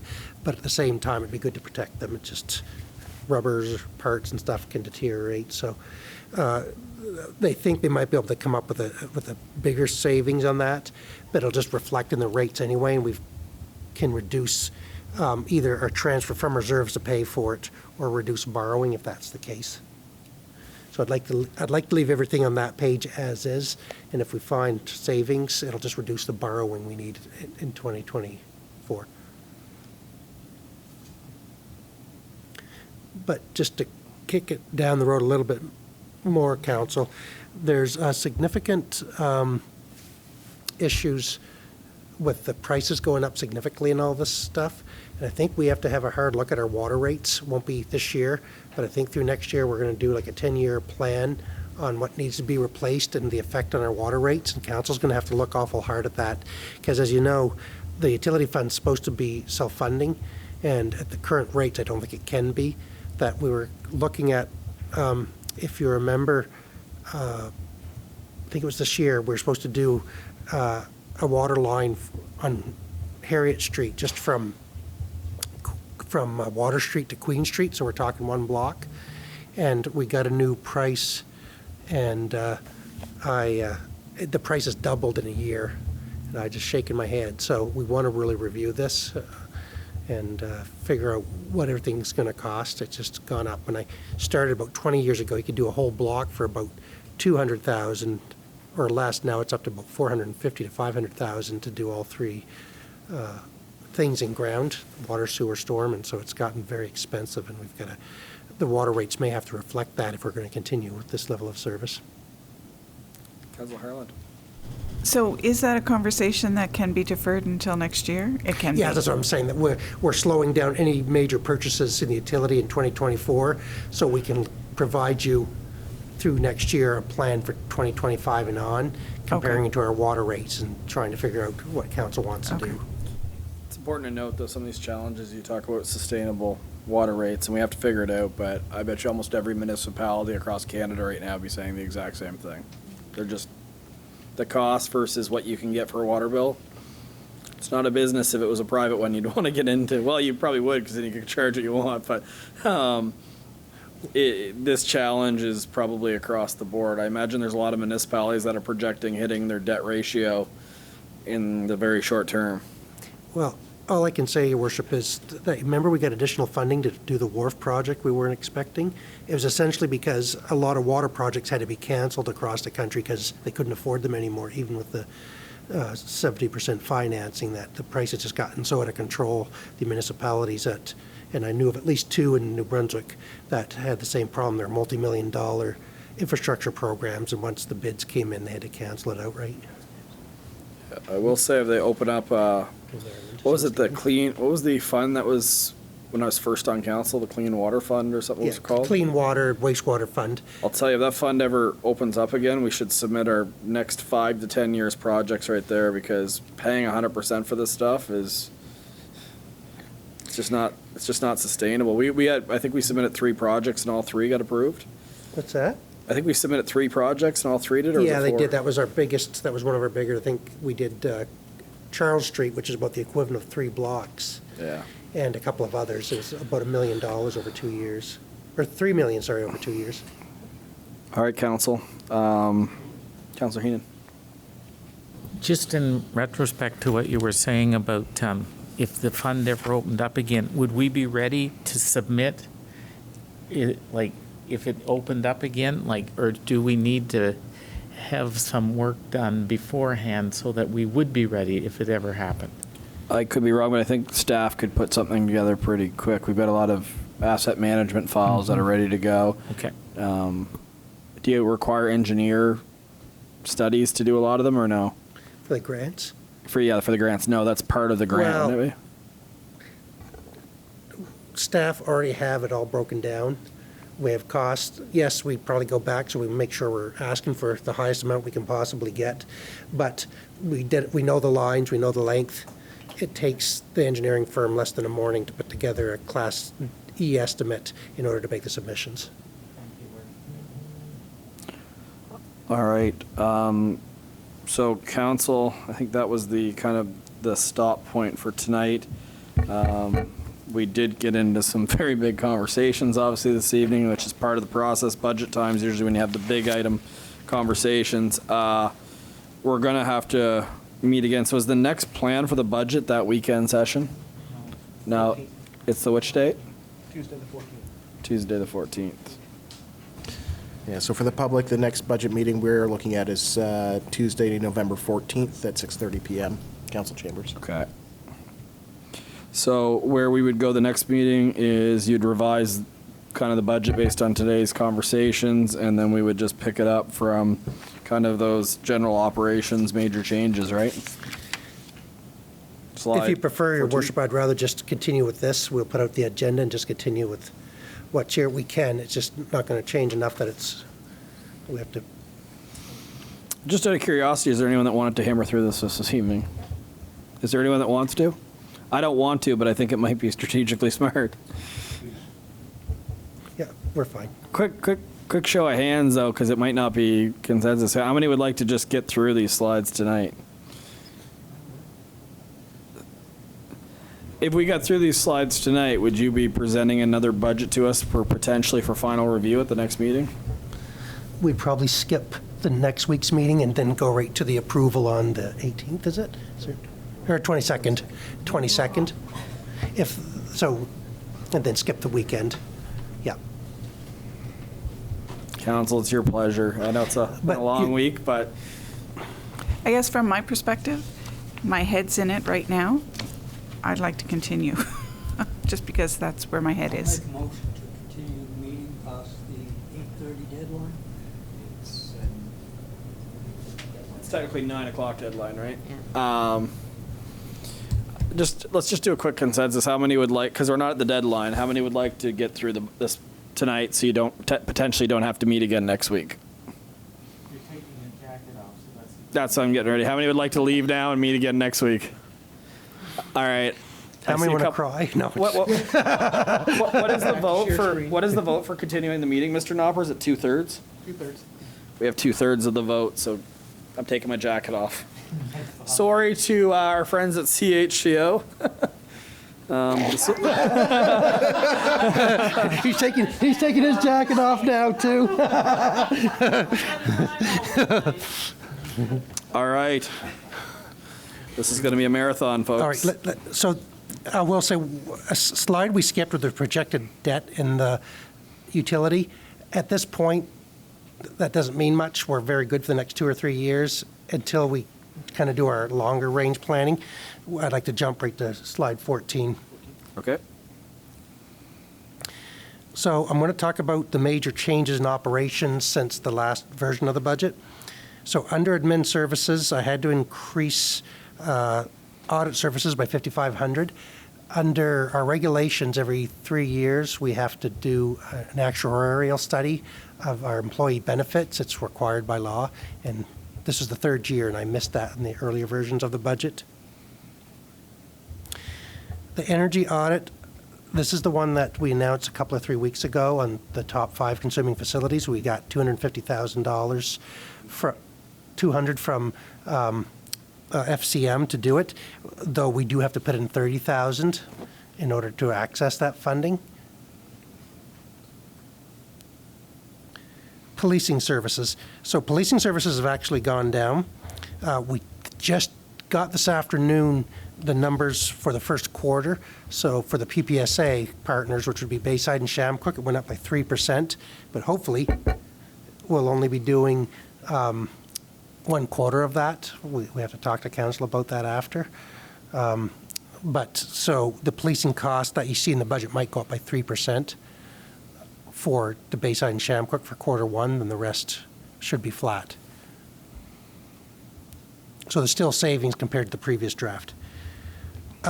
Environmental development, the garbage figures, I've increased them once already, but they're still discussing for Bayside and Shamcook. They're getting together on Friday with the I call him LSD manager, whatever the term is now, but Darren McCabe looks after right now until we combine the contracts for the previous LSDs. And so he's meeting them, so we'll know there. That could still go up by 10% or so, but we'll see. I try to build a big buffer in, but as we've discussed, they're there. The big one, which is good news, I talked about it in my staff report last night, was that the province of New Brunswick has now taken over one of the positions at the library, so that saved us $26,000. This one, the library manager has asked that because of the extra staff member, they are saving us money, but now they want to increase programming and things for that person, and so they've increased programs, computers and books and periodicals from $4,100 to $17,500. I will say, I think there's an error in the earlier budget for books and periodicals, only a couple of $1,000s, and that's really low. Usually we give them $5,000 to $6,000. Okay, that's what I was wondering, because I think it said 1,000 in the previous report and it went to 8,000. Yeah, but the $1,000 figures was carried over in error from something. But, I mean, maybe that one. Sorry, Council, I'm flying through this stuff pretty fast. But so I guess that'd be the only one. I figured the top two ones I think we're kind of committed to. The others are savings. So it's the Ross Library if you want to support their additional programming.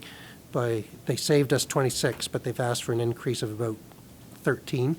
So taking half of it back to do additional programming. Council, over to you.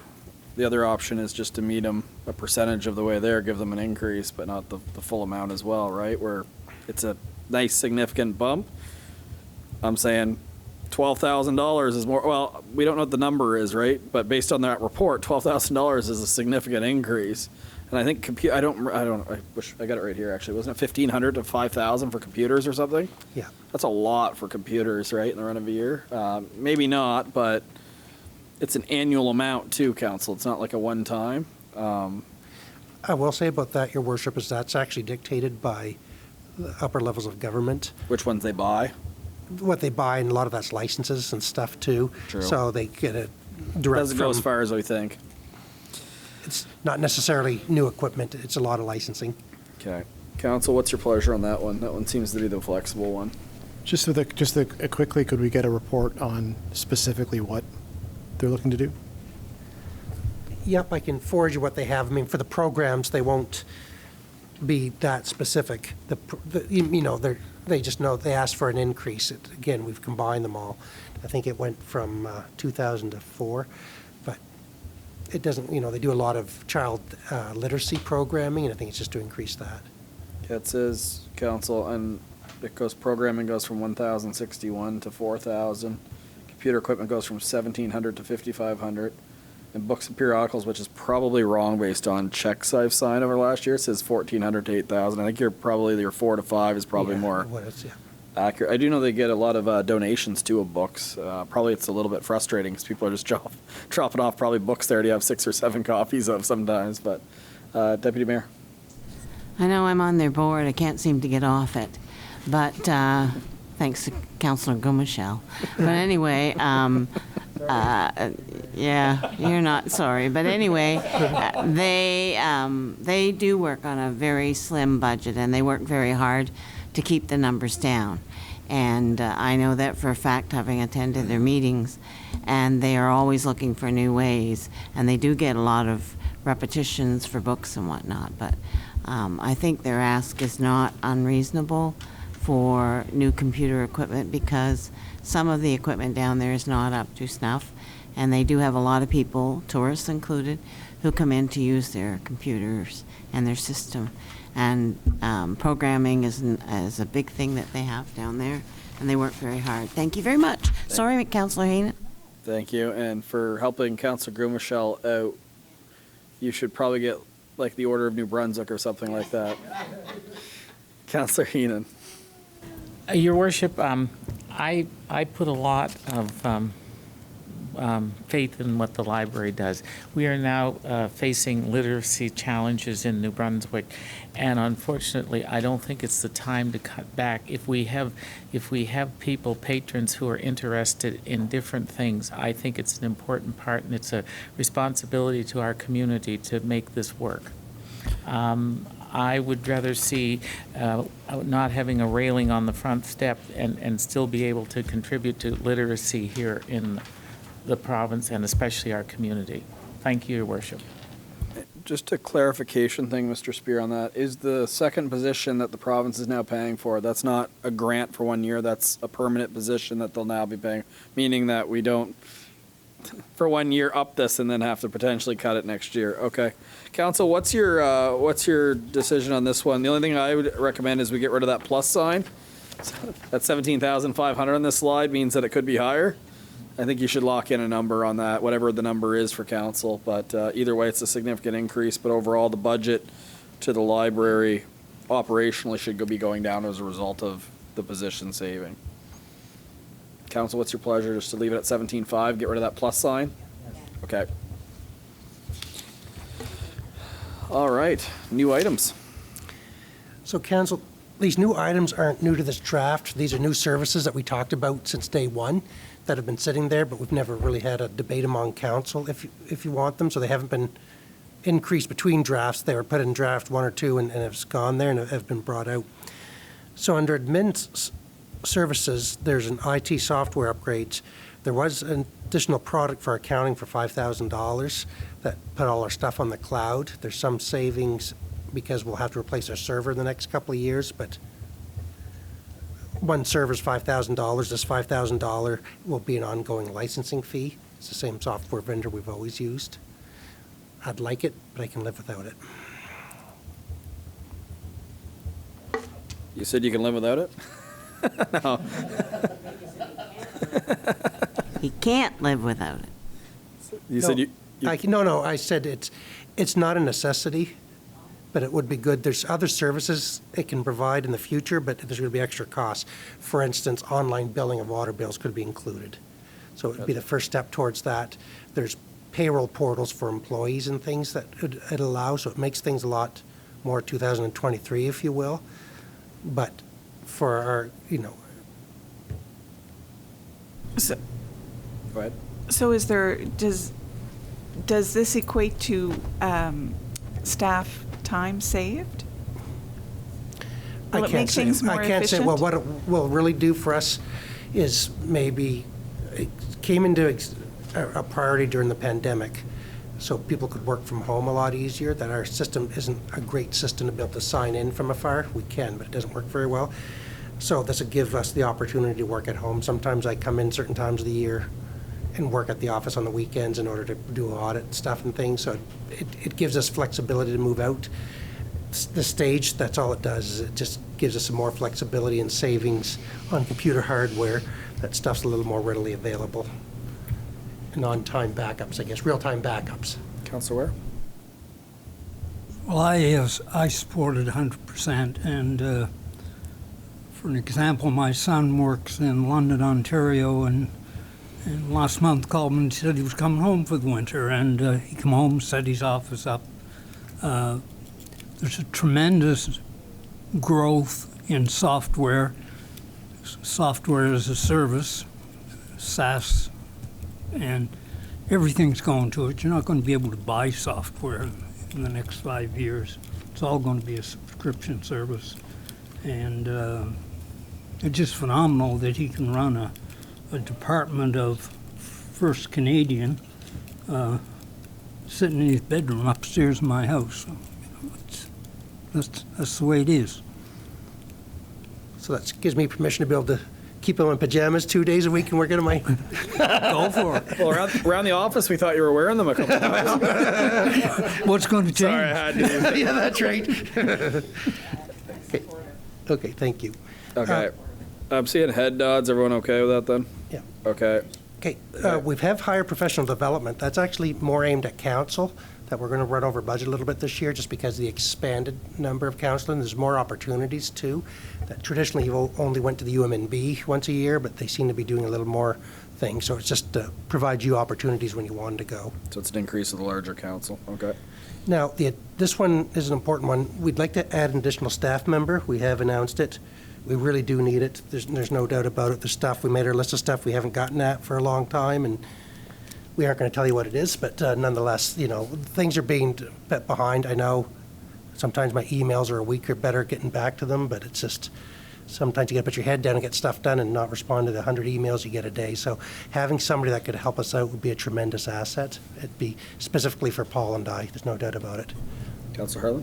I'm 100% supportive of this. I think that there's efficiencies that could be done because you guys are doing things that somebody else could be doing. So I'm 100% supportive of this. We're a bigger community. It's just that. I guess my only question with that is space. By the way, Mervin's office is amazing. Best office in town, I think. I don't know if you've seen it. It's the old music room. So the music room at the arena is now in the Cooney press box, or whatever they call it, Roger Cooney, rather, Memorial press box. But his office is the old music room, and it is a great spot for a rec director. He literally is overlooking the ice surface, and then you're in the arena, you see him in there. It's a great space for a rec director. So kudos to him. And built by Public Works. Yeah. And so, yeah, certainly if you're through the town the day or happen to catch him, he's there Friday nights because of the movie nights, please drop in. He loves to show it off for sure. Okay, let's go there now. So on that larger, so I guess back to my question though, because I digress. So where would you put that individual at town hall? Yeah, so if you remember, we had a bylaw enforcement officer working out of by Paul, if you know the office space, and that person's, because it's a split role with the fire department's working out of here in the space up there, so we're sitting with an empty room all ready for it, just in case. Any concerns over that one? I don't think that one came as a surprise to us, and it's important to note that due to the mill rates, which we're going to get into, Shamcook and Bayside is paying a percentage for general government. So naturally, the general government probably is going to expand a little bit as a result of that, because there is 50% more residents now that town hall, not for everything like roads and things, but there's a lot more traffic and calls since reform has happened, and I anticipate that's only going to increase as the members of Shamcook Bayside get used to realizing it's a resource for them. Okay. Economic development, Katie's Cove Inc. Just a point of order, I believe, with this one, and just I believe that the request is for Charlotte County Archives is for $8,000, and Katie's Cove and Sunbury Shores is $15,000. Just to tag on to that. Looking at the minutes from the meeting, Mr. McEachern only asked for $5,000 in the minutes we approved last night. He reduced his, right? Sunbury Shores. It was originally, I believe, the original letter to staff, I think, was 15. 8, so they. Okay. And Charlotte County Archives was 8 and change, wasn't it? On page 10 of the agenda, it specifies Charlotte County Archives line item is $8,000, and I was received notification from Mr. Cardy that it was $8,000. Okay. Thank you. Thank you. Katie's Cove Inc. is correct at the 15. And all right, let's go through them line by line. Yeah, just one other thing, Your Worship, I didn't put there, though. There is another line item there just for assistant grants in general that we haven't reduced, which is 18, I think. I just wanted to look.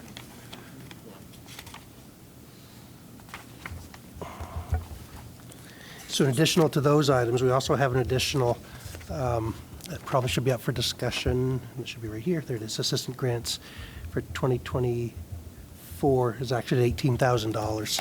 So on top of these, there's the general assistant grants, which we used to distribute them at $18,000. That probably should be added to that. Yeah, I'd say that's not a new item though, right? That's consistent. Well, yes and no. We've never broken up these other items outside of that Oh, before. I got you. Okay, I just assumed the assistant grants were still there at the same level as previous, and these were above. Remember how we said the above and beyond request? Yeah, we'll go to you. What? Sorry, Mr. Spear, and then we'll go to Councilor Bennett. I was just going to say that, well, whatever council wants to do. Gotcha. It's just, it's a significant increase. So if you're going to do 18 plus these, it's a big increase. good As opposed to saying these, then cut that in half or something, is all I would bring to your attention. Fair point. Yep. So, sorry, just for clarification for council, we had asked the public for any requests over $3,000. That's where these requests came from, and you had put a policy in place for the assistance grants that they can only go up to $2,500 in requests. See, that's so. that's where my head was at on the 18. Councilor Bennett, sorry to skip you. Yes, I'm not sure, but shouldn't the Welcome Center be on this list as well? I know that we are going to have a new operator of that this year, but the cost will probably likely be very similar to last year, right? And I don't see that on this, which probably should be. Yeah, so we had no ask per se. I know that Explore St. Andrews, I was talking to Christy Kennedy today. I know it's coming up at their next meeting to discuss. Chamber of Commerce, just for everyone's information, has decided that they were getting out of the Welcome Center or Visitor Center business. So to me, I'm looking forward to hearing what Explore St. Andrews, a little background on that since it is relevant to the conversation. When council originally got the ability to administer the tourism accommodation levy, the whole idea would be that we give the tourism operators majority of the money so they can make decisions on the visitor information center. At the time, council of the day was debating, should we operate one or not? More and more people are on their phones. We don't need to get in that debate, but the whole idea is let's give them majority of the money, and if it's important, they'll figure out a way with that money to run it, and if they think that money could be spent on something better, then they can spend it on something better, but don't come back to us and say you want us to pay for it anymore. And I know that we did it as a one-time last year, but I don't think the expectation was that we fund the Visitor Information Center. And just to be clear for council, and I know we've seen the number, but approximately how much do we give Explore St. Andrews a year? You mean out of the tourism? Out of the tourism accommodation levy? Like Out of their $250,000 to $300,000. So they get $300,000 a year. So out of the $300,000, if 30 or 40,000 is worth it for a visitor center, to me that's something that their budget should cover. But over to us, that they could come back and say, we're doing half, we want half, and then you guys will have to debate it. But that was the original intent of handing the money over, is they know what's best for their visitor, and we were trying to get out of that particular business. So there was counselors at the time early on that said, let's keep all the money, right? And then we could pay for stuff like that. But that was the debate back in the day. And the first year that agreement was done, the town of St. Andrews, I don't think, paid anything for the Visitor Information Center. Since the tourism accommodation levy came into effect, we only paid last year was the first time, but I might be wrong on that. So through your worship, if you really look at the tourism accommodation levy, the first year of actual collection, the town provided our town's portion to them as well. So your 2020 collection actually went to them. You didn't actually, as council in the town, we didn't actually start collecting technically till 2021. And then, yes, you provided a grant to them last year. So that's why that makes sense. So just because the concern was, hey, tourism with the pandemic is going to fall right down, let's give them 100% so they can keep the fuel on versus the fund go down. So thanks for reminding me. But that's probably why we gave none that year as well. So that's why it's not on here, though. And yeah, but there could be an ask to your point. All right. So the 18. So let's start with the Katie's Cove Inc. And was that for the accessible access? What was that? 50? Actually, that was reimbursement. Actually, Your Worship, actually a reminder to me. There's actually two separate requests. Yeah. There's 15,000. They'd like an ongoing commitment of 15,000 towards operations, but also $15,000 as a one-time to help towards the building of the washrooms down there, which is not reflected. Well, the trail to the washrooms. They extended the trail to go to the washrooms, the Van Horn Trail. This is the other 15,000. Okay, and the concern that had been discussed previously on that is the fact that there is a lease agreement in place, but the land is owned by the hotel, and it was putting tax dollars into infrastructure on land that we don't own.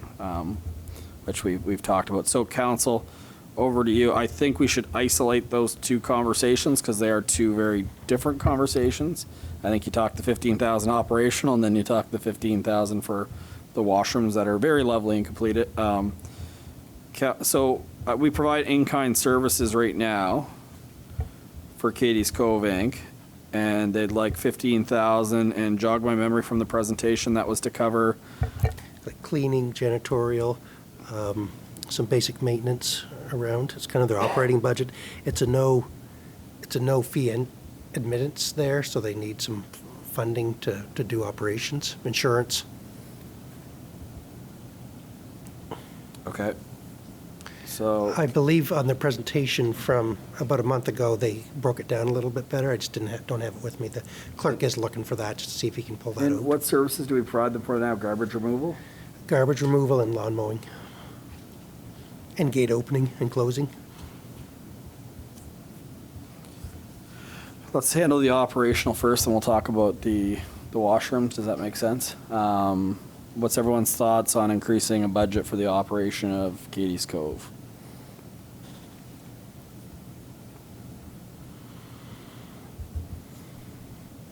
Pretty quiet group.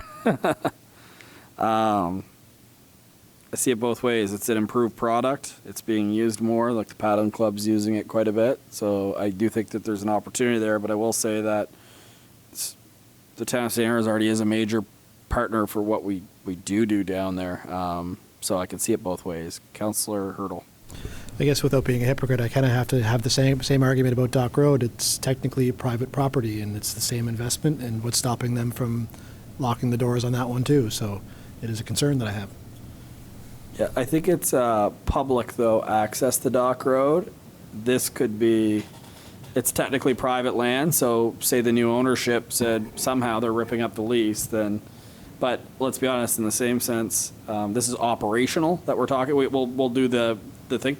Operational is only for that year anyway, so they cut services, you cut spend, right? Like that's your operational is only as good as long as it's active, right? So if that the worst case ever happened, we don't spend any more money there, right? So the operational, I think, is a little bit different on private property if it's publicly used. So from the presentation, what I remember is that they were going to meet with the new hotel owners to talk about purchasing the land so that they can then become a charitable tax. Is that correct? Do we know where that things are at? Long story short, no, we have no idea where it's at, so, but that'll be a longer process. I mean, it would take them several months to go through that. Because that changes once they become a charitable tax, have a charitable tax number, then they're able to fundraise to a more significant degree than what they currently are doing, correct? 100%. There's a lot of people that would be probably a lot more likely to make donations if they're able to get a tax receipt. Like, Right. The only thing, Your Worship, I'd suggest people would be glad to help improve capital projects on the beach for year-to-year operations. People generally do not give as much, but that just be from my experience. It is true. It's for capital projects where you're adding something in. It's easier to fundraise than day to day, especially if they think the municipality is going to pay for it or another level of government. Keep in mind, they have a 20-year lease, right? It's not, Right. KCI has a 20-year lease. Right. So just throwing that out there. It's not the same as a unassumed road. No. Mr. Knopper. Your Worship, I can confirm, so from the minutes, it says the town has provided support so year over year with lawn mowing, washrooms, garbage removal, technical advice and support with an operation of the sea gates. They have multiple challenges, including operations for the washroom, insurance, and maintenance. They also have some capital challenges, including the road and parking upgrades, but the main requests that they are asking for from the town was continued in-kind support for garbage, lawn mowing, and operation of the gates, but to assist with the operation costs that were listed. Councillor Hurdle.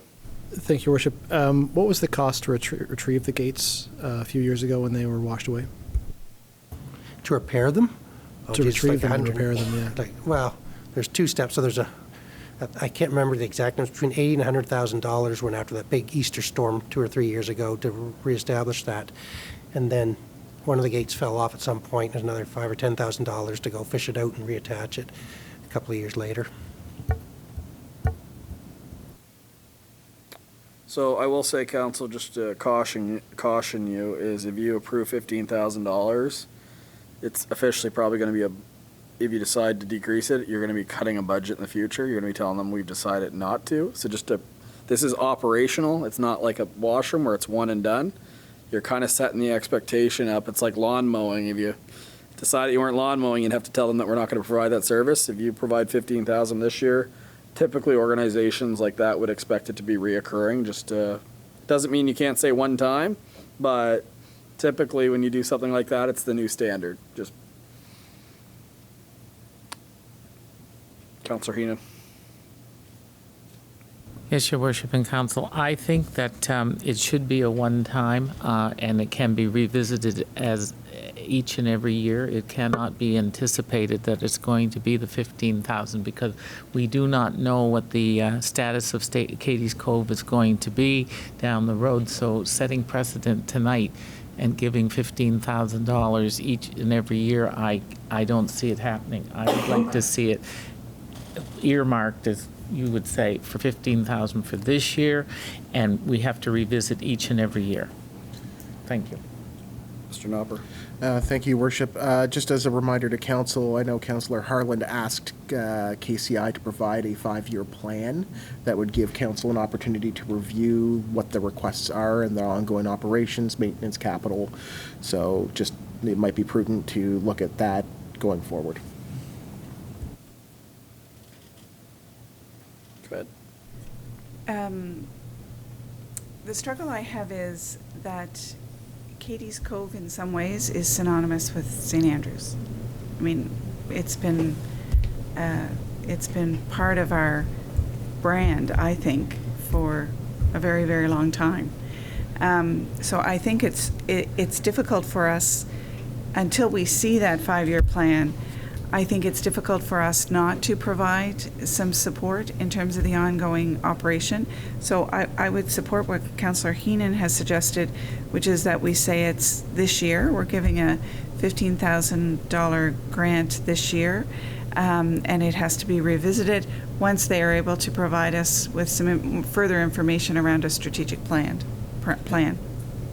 And I think a certain component, I know they're trying, it's not a lack of effort, but it's certain component we need to see sustainability, and charitable status is such an important part of it. Critical. So it's always going to be in limbo, and at no fault of the people that are involved.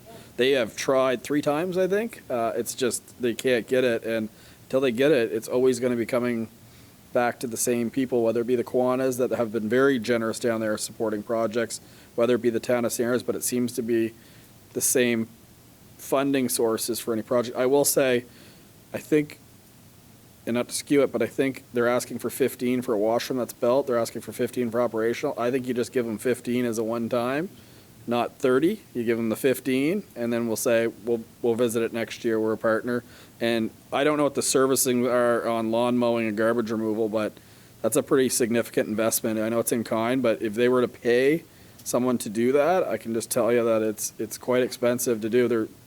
It's a fairly large property that needs to be maintained with a steep bank. So I would dare say that with that amount of money, you'd be one of the major partners for the Cove. But with that being said, kudos to Katie's Cove Inc., because I've never seen so much potential in it as last year, the washroom facility going. And to tell them that, hey, we support you, keep going, I think there's some value in that as well, right? So just a quick show of consensus, if everyone's okay with 15. I will go back to say if anyone wants to do 30 as well for the other issue, which is the washroom facility that they made the decision without us to put in, essentially. I'd say 15 or 30. The other option is 0, but 15,000, just a quick show of hands. Who thinks that? Does anyone think we should go to 30? Okay, I'm seeing $15,000 between the two requests. The next one is Charlotte County Archives. We did have an extensive presentation on that. $8,000 is the ask for students. I will say that since it is budget time, I felt like our commitment to the building was I don't want to say underappreciated, I know it is, but it came across like we're your tenant. You have to do that for us. And we're like, I think if you look at it being the Charlotte County Archives, we are the only community that's making a significant investment in the Charlotte County Archives, and I didn't get it from the presentation. I don't know if that was the intention of it. I appreciate it. I know they're frustrated and they're trying to find funds, but if you look at our 5-year asset management plan, there's a significant amount of money between the courthouse and jail that has gone in, and we've done major repairs to that jail, like things like that helped keep roof. Yeah. So we are investing in the Charlotte County Archives, but with that being said, they're trying to find a way to show the courthouse in this particular. It says archives, but this is staff for the courthouse as well, right? I don't think we're necessarily, again, we'll meet with, we have that proposal, but we'll meet with Civic Trust, but it's kind of early to know what this summer will bring, but it's really around the corner. People are planning for next summer already. Council, over to you on the request for $8,000 from the archives. Council Biddle. Thank you, Richard. And I absolutely agree with you in that one 100%. And I know that for us, there's always that friction between when we support an organization or an idea, it lets other organizations off the hook for supporting it too. And I'm certainly aware of that. I think there's room for and a necessity for the entire region to support this initiative because it does tell our collective story. But that said, it does tell our story. And when Councillor Heenan mentioned earlier about the lack of literacy in our area and becoming a significant challenge, so is the loss of our history, and so is the loss of our shared stories, and so is the loss of our collective identity, both for newcomers to the area and people who have been here and families that have been here for a long time. It's essentially at the core of who we are and how we perceive ourselves. And so, yes, I understand this is a specific ask for a specific thing, but from the archives, but it also allows them to more effectively tell our story, and I think that there's a lot of room for that growth, and I would like to support this organization to continue to do that. But I think there's room for them to continue to expand and to take on new initiatives too, and if we retract on our support for them at this point, I think it just makes it that much more difficult to tell the very important story of our community. Thank you very much, Councillor Earl. Just for something for council to consider, because I put thought in this like all of you, we even pay their heat bill, is that correct? We pay the heat bill for the operation. There's other areas in Charlotte County, and I'm under the impression Macadam is interested in actually making some type of financial contribution to them. I don't know how much, but Macadam, the mayor has expressed they are looking at doing it.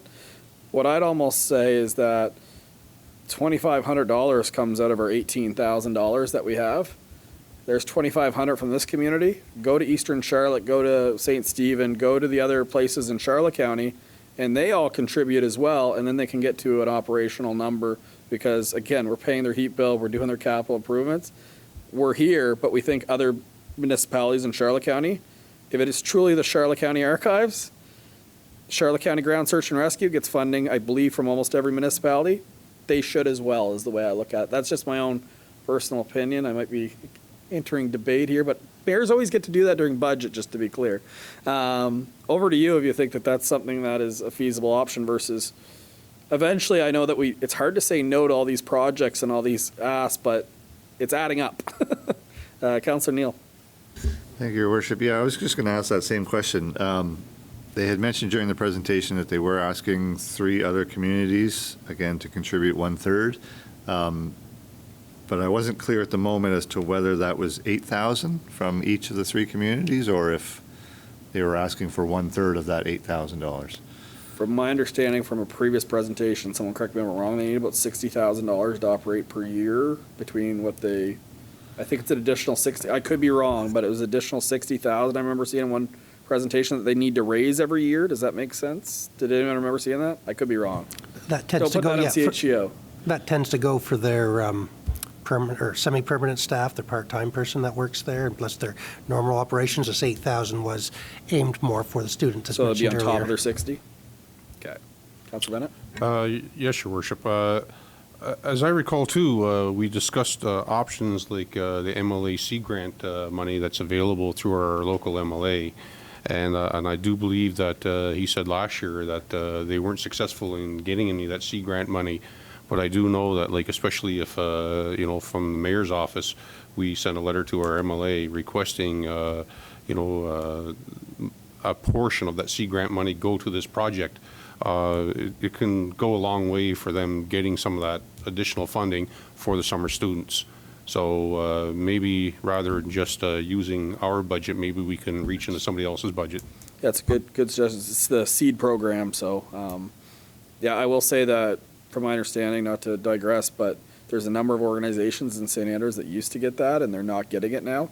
I can talk about my personal day job. Kingsbury Garden doesn't get it anymore. I don't think Minister Island gets it anymore. So there's, and I don't know if it's been moved or cut back without us knowing, but nonetheless, I've heard from multiple parties in this community that they're unsuccessful, the seed program. And it makes me, to your point, we could send that letter. I don't know. From my understanding, the seed program is something that the MLA actually administers, but I know it changes year to year. I know that they changed the whole policy where before they gave it to the student and then the student picked where they went to, they're back to giving it to the organization, which I think is the right call. Not to digress, but the student before, they come with a golden ticket saying, I'm free work, they interview you. And that's not how the real world works, right? Like literally kids come in with their hat on backwards being like, I got the golden ticket. I'm wondering what you'd do for me if I worked here. So they've got it right, but since then I'm not seeing much in the community at all, and that's multiple organizations in St. Andrews have come forward and say, I'm not getting one now. So a letter like that could come very, very much in handy. So council, back to our, that's a suggestion. I think we could do that. Everyone think that's a good idea to help support them. Over to you. Do you want to do the 8? Do you want to do a portion and encourage them to go to other municipalities for portion? Councillor Hurdle. Sorry to have 2 times to speak, but I just want to request council to consider this from another point of view. We can see that St. Stephen right now has done a very successful job at investing in their history. Very excited for the Canada First Basketball museum that's opening up in St. Stephen. A significant investment. It's going to be a fantastic addition to their story. And if another municipality decides to assist the Charlotte County Archives, we may see them go to that community as well to set up shop there and to set up their home in that base. And we'll be willing to see that transition happen and lose them in this area. And I just pass that back over to you guys.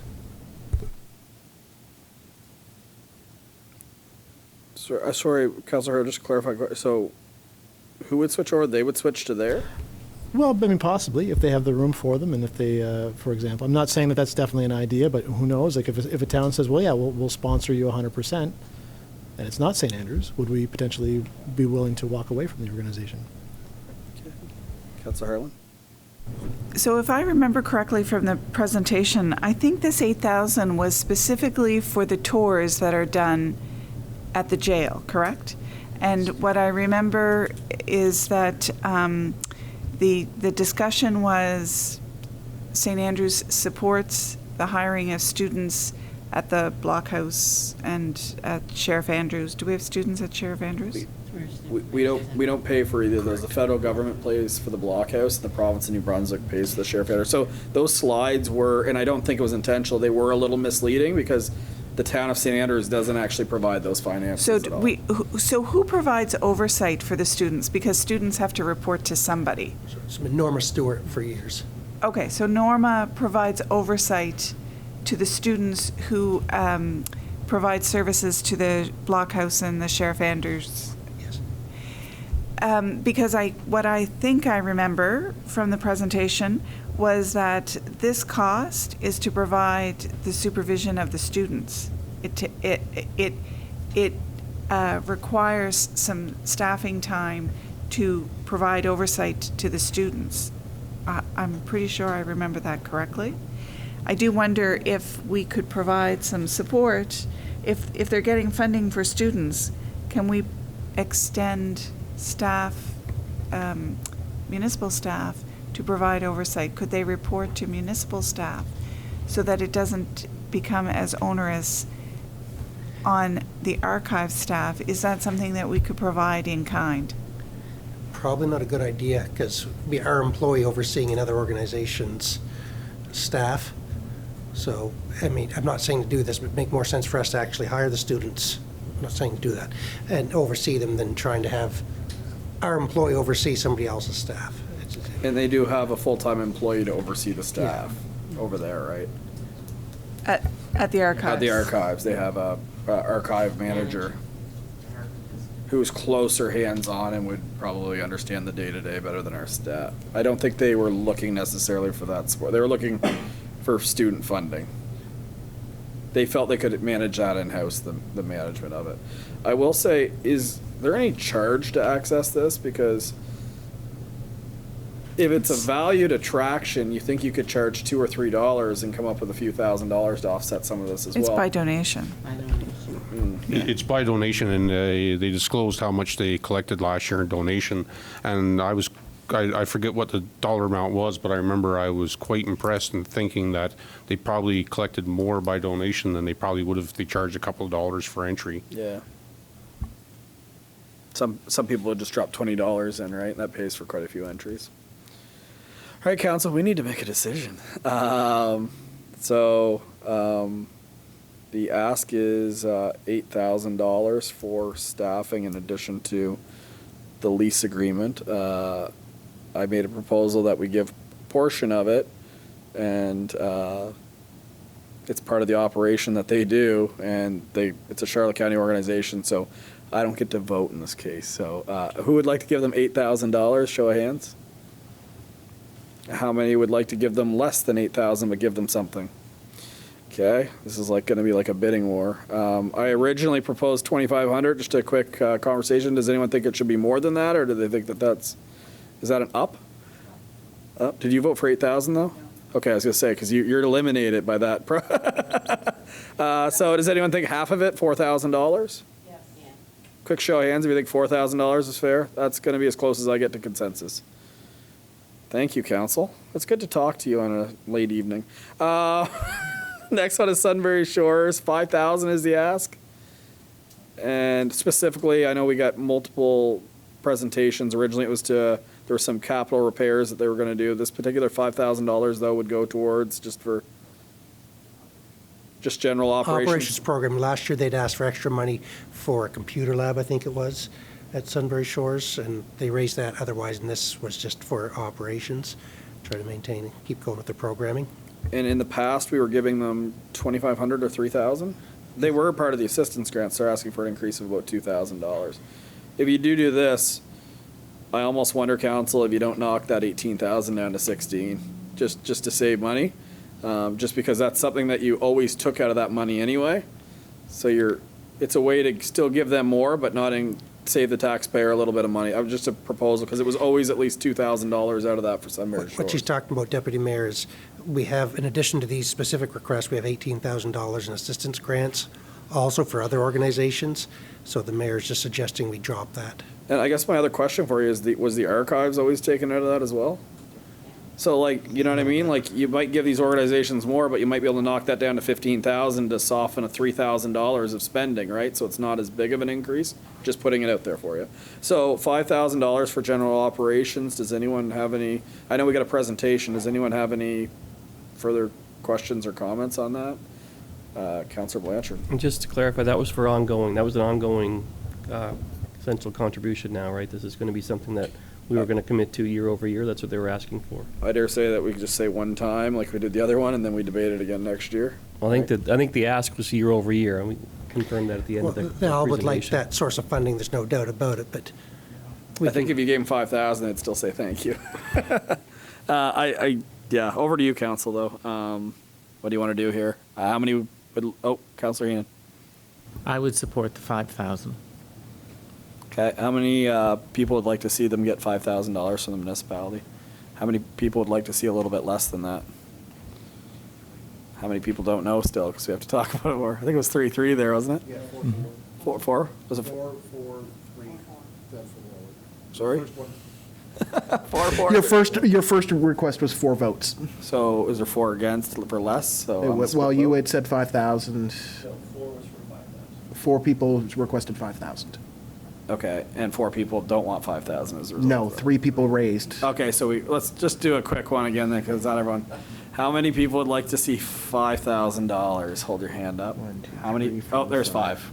Okay, $5,000 for this budget. And again, just to be clear, if anyone's watching this is for the draft budget. It is not approved. Okay, so it doesn't mean we want to debate everything, but until we pass this budget, these funds are not Allotted. not technically. This is for a draft budget, and I think it's very important that we make that clear. But in the same sense, Council, I really don't want to revisit every issue again. That's why we're here late tonight, right? So that takes us through that slide. Okay. Yep. Oh, we're going to drop the 2,000 off the assistance grants from 18 to 16. Let's dock that down to 5,000, Council, because you've knocked money off Sunbury Shores and the archives. You've knocked over probably $5,000 off that. I think you can knock that down to 15. I guess I'm being the penny pincher here, but does anyone think that taking that down to 15 makes sense? It's still a bigger budget than last year as a result. Okay, thank you. Yeah, from 18, because we literally 5,000 of that went to those two organizations last year. Do I need a motion to keep going, Mr. Knopper, or are we okay because we kind of got consensus before 2/3 You vote? basically gave consensus. Okay, thank for you. it, so. New items for 2024. I don't mean to take it over, but the Ross Museum, we kind of agreed that we weren't going to open this Christmas because we were going to open it for next one. I think I had consensus from council on that one. I don't think we need to revisit that unless someone wants to. Nope. Recreation, we have a new rec director. He's doing a fabulous job. In order to keep doing program, he needs resources. Very, very simple. The recommendation between him and Mr. Spear, I'm sure you've gone through the list with him, is that he needs about an additional $46,000. Yeah. Plus 8,000 for the day camps, but the day camps will be self-paying. It goes back to my thing about doing a study. If you're going to put these people in the position, you got to give them resources to do their job, right? Does anyone have any concerns over the 46,000? Nope. It was in the draft of the budget. I'm not seeing any. We're going to keep. I hate to rush this. Tell me if I'm going too fast, but yeah, go ahead. I just want to ask a question about the 46,000. Was that including the item, I remember, the outdoor video equipment for like 20 grand? Is that the outdoor equipment included? No, that was in capital, which I think fair enough. Thank you. There's new requests, actually, I should say that. There's a section missed out of, it was in your council package, I think, new items of request, but didn't make the slideshow, now that we're talking about it. Was there another question over here that I saw a hand for Councilor? Yeah, just the success of these programs will be outlined in the monthly staff report. Yeah, he provides them now, so we'll just ask him to maybe include how much participation he's getting. Perfect. Because it'd be good, the sticks and pucks one, not to go too deep, has been quite successful, so we're glad to see that. So we'll make sure he highlights his, on that. Thank you. Thank you. Okay. Quick question on day camp. What does that look like? So it was in the proposal, we gave you in draft one, but he's going Yeah. to charge $140 a week for 8 hours a day to be upstairs at the arena here for 8 weeks. For 8 weeks. I think when you look at some challenges we have around childcare and daycare, I think that's a wonderful asset. The fact that he's got a program where revenues offset costs, could be a significant win for the community, but I don't envy him having to take that No. on. And youth center, 3/4 of a full-time position. Want to speak to that, Mr. Spear?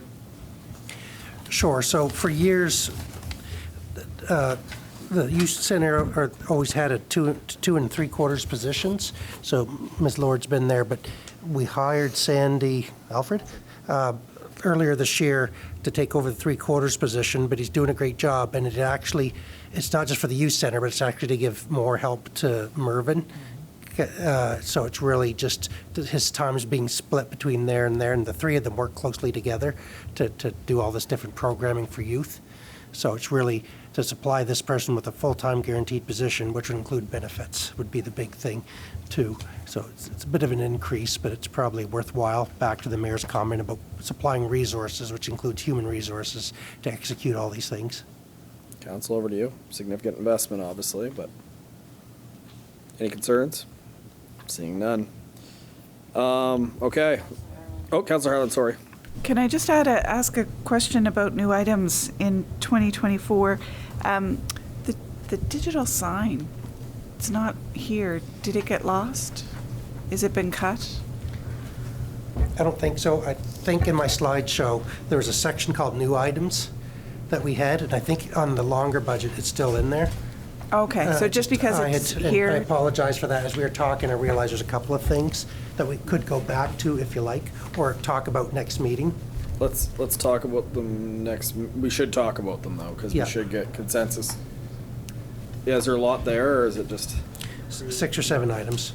Do you want to talk about them, Council, right now? Do you want to get through this? I do want to get through it. Unfortunately, I'm not going to be here for the next meeting, so could I just put my plug in now for the digital sign? I think it's critical. I think the town has, there's been a loss of communication because we lost the old sign at the arena, although that wouldn't cut the need in today's world. But I think that people are looking for information. Not everyone is on social media.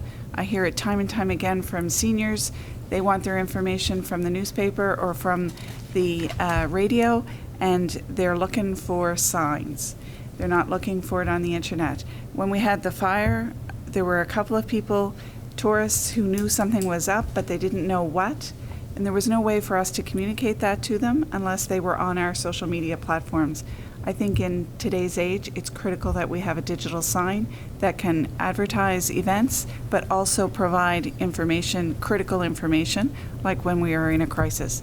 So I really hope we don't lose that from the budget.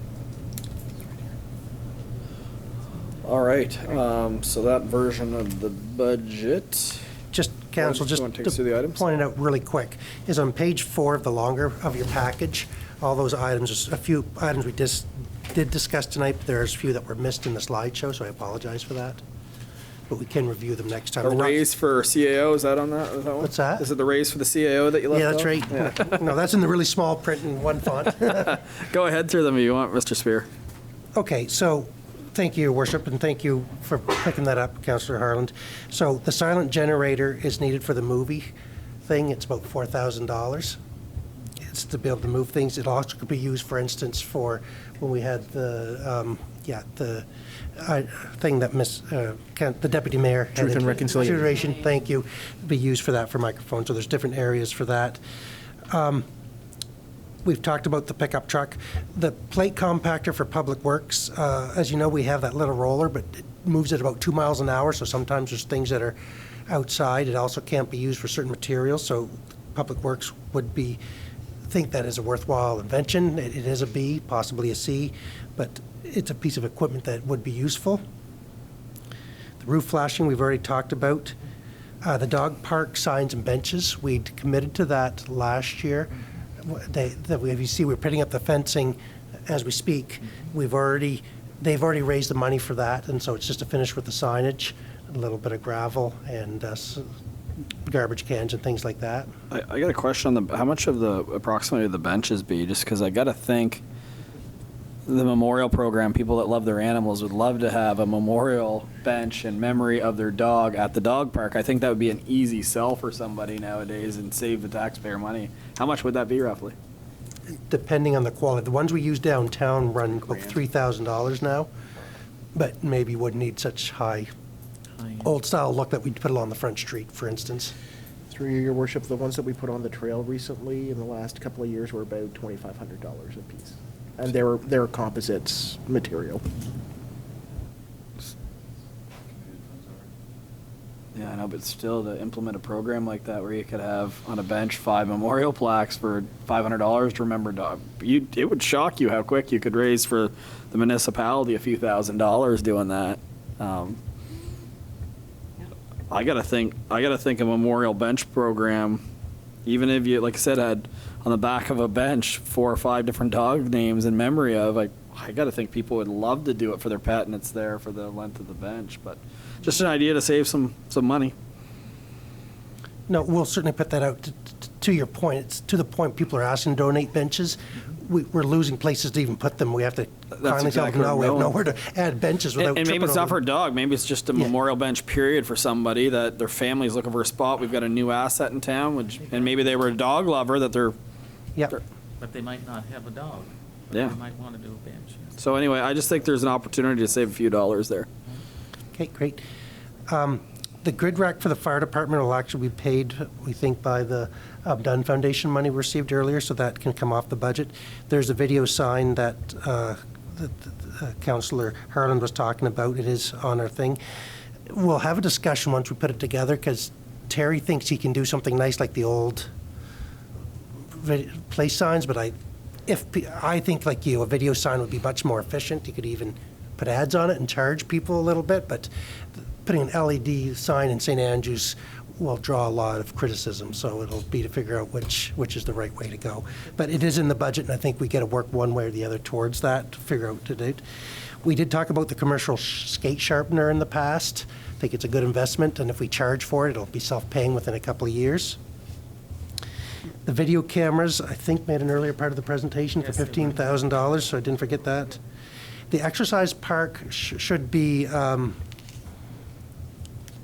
we need some rubber matting for it. Some of the higher stuff that people are being raised up, they recommend just better, if they fall, because there's brick there, if they fall, there's something soft to land on, essentially. We had a little bit of trouble sourcing it, to be honest, and we've come up with a foam replacement that we hope will do that can be poured on it, essentially. But it's highly recommended by the manufacturer. That should have been included. And then the outdoor movie system for $22,000 is there. I don't have the numbers in front of me, but I will say, back to recreation, we had deferred 2 items that would be quite time savers. One was a portable stage. So if you remember this year, we set up the stage in Market Square and then had to leave it there. Well, there are ones that are basically trailers. You go in, drop a couple of whatever that holds them in place and go on your merry way, then you can remove them. We'd planned on them for next year, but I'll just remind you of them. The other is portable bleachers. That our bleachers are a little bit poor shape. I'll see if I've still got them in the system. I want to say they're $30,000 for the pair of them. The staff plan on deferring it for a year, but, you know, there'd be efficiencies, as I talked about in the staff report. Public Works is spending a lot of time doing stuff that's unusual Public Works time, and so stuff like that can be used to speed up that process, so it's a one-man job instead of a four-man job, would be appreciated. But like I said, it was something we had deferred. We think we can fundraise, or not fundraise for it, but find grants for a lot of that stuff. But I'm sorry to throw that at the last minute, but I'm just saying it's there. Can I be the meanie again? I guess I'm going to go back to the outdoor movie system. I love the idea of it. I'm assuming there's not a lot of red ants where this will be viewing at Centennial Park, but I just wanted to challenge council to think about that. If the silent generator is for that purpose mainly, you're spending $26,000 on outdoor movies. We have a theater in here that we're just getting program going that is not weather dependent, and it's underutilized right now. I'd be really interested to run a summer movie series and see how many people come out consistently to movies before you spend $26,000. And I will also say that it gets dark in the summer really, really late in July. I assume you need it pretty dark to run these movies. I don't think this will necessarily be as family friendly as you think because of the time of night. I just wanted to propose that you're putting $46,000 into new programming. You add that up at $72,000 additional dollars towards recreation on top of trails and everything that you're investing in recreation. I'm just challenging you. I know they're all great ideas, but we're pretty much saying yes to everything tonight. I'm not criticizing. It's just at some point you really got to scrub a budget and get it back to something. Like, I don't mean to lecture, but you know what I'm getting at here is $26,000 when you have a theater that's underutilized. Is that a good spend? That's just a question I have for you. Councillor Ware. I'll comment on that. I'm old enough. I went to drive-ins. I heard about those at the archives. It was hard to get home before midnight. And, you know, as far as a family event, it doesn't cut it for young children. And I don't know where you cut off young, but it's a lot of money. We can't get the movie theater going. I can't imagine. You know, we might get a bunch of teenagers out there carrying on, but I don't think there'd be a lot of families out there, particularly in July, early August, when it gets dark at 9:30, 9:45. So, again, I'm thinking the same way you are. That's scary, eh? Council, maybe it's just, again, it's 46,000 plus this, I just, like, I would love to see a summer movie theater series in our theater. It's not weather dependent. Sell concessions there, give it a go, and see how the community. And if everyone's going, maybe it's a great idea to move it outdoors. I just question that much money for a movie series. And you have Huntsman that has a theater as well. Yeah. Over to you, Council. Sorry to be the guy that's. I think Councillor Neal had a question or comment. Councillor Neal. I just want to go back to my last question. Is this 22,000 part of this 46,000, or are these two separate No, things? two separate. Okay. So what is included in the 46,000? Do we know that? Yeah, Mr. Spear would probably have a more detailed list, but it's primarily programming, I would assume. Programming, so it's like Canada Day, no, New Brunswick Day, you know, called up. No, yeah. Give me 2 minutes to go pull out a profile on it. Sorry, is Canada Day within that 46,000? No, I was gonna say, this is incremental 46,000. New Brunswick Day, there's a trails jamboree we're gonna be doing. It's essentially creating extra events. Is it, I'll just pull it out here. 5 minutes. Rec director's left. And a question for you as well on that is the town, I know it's a bit of a, because of our position, but is he able to apply to Explore St. Andrews for events? Like if he's creating an event that brings traffic to town, I would assume that he should be able to tap into the festival and event spend just like everybody else. He's creating events. But I guess, but like everybody else, your worship, he needs to start planning a lot of this stuff now, so he'll apply. So there could be savings in the future. But until he knows from their spend, which will be March till April, some of the stuff will go off the table. I would support us suspending the outdoor movie system and look at it again next year to see what kind of uptake we have around the movie theater, or the movie theater that is being proposed in our current. I'd love to see the Yeah. idea just be indoors for this year to see what the response is in the community. And it could be, again, earlier times for all Families. ages. Yep. How many people would like to see that? Suspend it, yeah, sorry, to your point. All right, I'm seeing consensus that we're going to hold that one. Back to the 46, do people want to dive in that a little bit more, or do you want to have the flexibility to come back through staff reports? Yep, Councilor Blanchard. Does that include the silent generator or just the movie? Sorry, that's the that would be both out of it. It would be a $26,000 Because the budget. generator has other uses as well, I guess, is what I've heard. Valid Right, point. right. Valid point. I don't know. How many times would you be able Can to we use a separate silent generator? the I silent guess? generator? Probably at least half a dozen times. It lasts for years. The problem is you can't get access to them. They're not available like the rent even. We tried to rent one, we had to get a gas one. But even the Christmas tree ceremony, to have that there when we light the lobster trap tree, there is uses for that. I'd be actually fine leaving that in for events, so he would have the flexibility to put it on a trail system and actually have a PA system so people could hear you. I know, obviously, it benefits you greatly over the megaphone, Deputy Mayor Hackagee, right? So I will say, though, the generator didn't take away. It was a regular generator, and it didn't take away from it either, but it was, you had to run a lot of cords. That was due to staff putting an extra Running a long lot of cord. cords and hiding it. Yes, he did a Kept great it job. somewhat Council, quiet. Just quick consensus, leave the $4,000 generator. Okay, that's in. We're off that one. Is there anything else on this list, Mr. Spear? Is that everything now? The only other thing, the last one is the $5,000. It has three, but it's now priced at $5,000 for fire protection system an alarm system at the Public Works Garage, which I think is a necessity. I think it is nowadays as well. All right, and do we want to get into the budget for the programming, or does everybody feel like we've covered enough for tonight? You've just cut it essentially in third. I think we leave it alone because this is, we're You want to handcuff them. yeah, we're starting this off, and we need to, if it's not successful or there's something we can cut back on next year, we can do that. But, I mean, we're breaking new ground here. And I think that the programming is probably, because we want to attract youth in our community, so, yeah, I'd leave it alone for this year.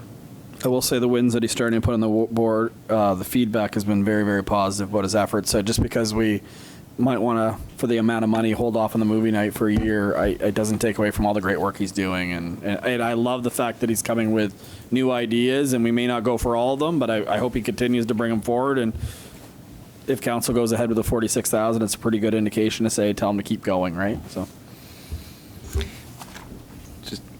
Yep. Just to let Mr. Spear off the hook here, I can wait for a staff report for those events. Yeah, he had provided a report. I just don't have it hooked up to the internet right now, so I can email you in the morning. Maybe you guys get home tonight, you can talk and. That's right.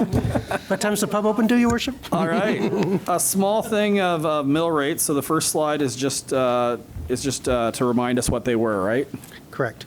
So right now the cost sharing is 15% for the former LSDs and 85% for the former community of St. Andrews. Correct. Okay. And based on assessments, that should have been on the model should be 32. Well, 1/3, 2/3. Yeah, roughly 3268. I think is the technical answer. Yeah. All right. Does anyone need to review that slide? I think we've all seen those numbers before, right? So tax revenue assumption. Unless you have something you want to add, I don't mean to rush it, but I'm trying to rush it. Yeah, no, I mean, the tax revenue assumption, so I think there's tax rates that I showed on here, but those were just basically keeping the same cost-sharing models to the rates that I got there, and it was in my longer report. And so, if we go to the last slide, Paul. So, at this point, it's a philosophical discussion. Staff have no say on the mill rates. But the original intent of the local government was reform, that there would be cost sharing among all the new communities at a higher level based on the assessment rate. Rightfully or wrongfully, that was what was the announced intention of it. So the only restriction that they put in place last year was that year over year, the tax rate couldn't go up any more than 5 cents, or a 5 cents difference. So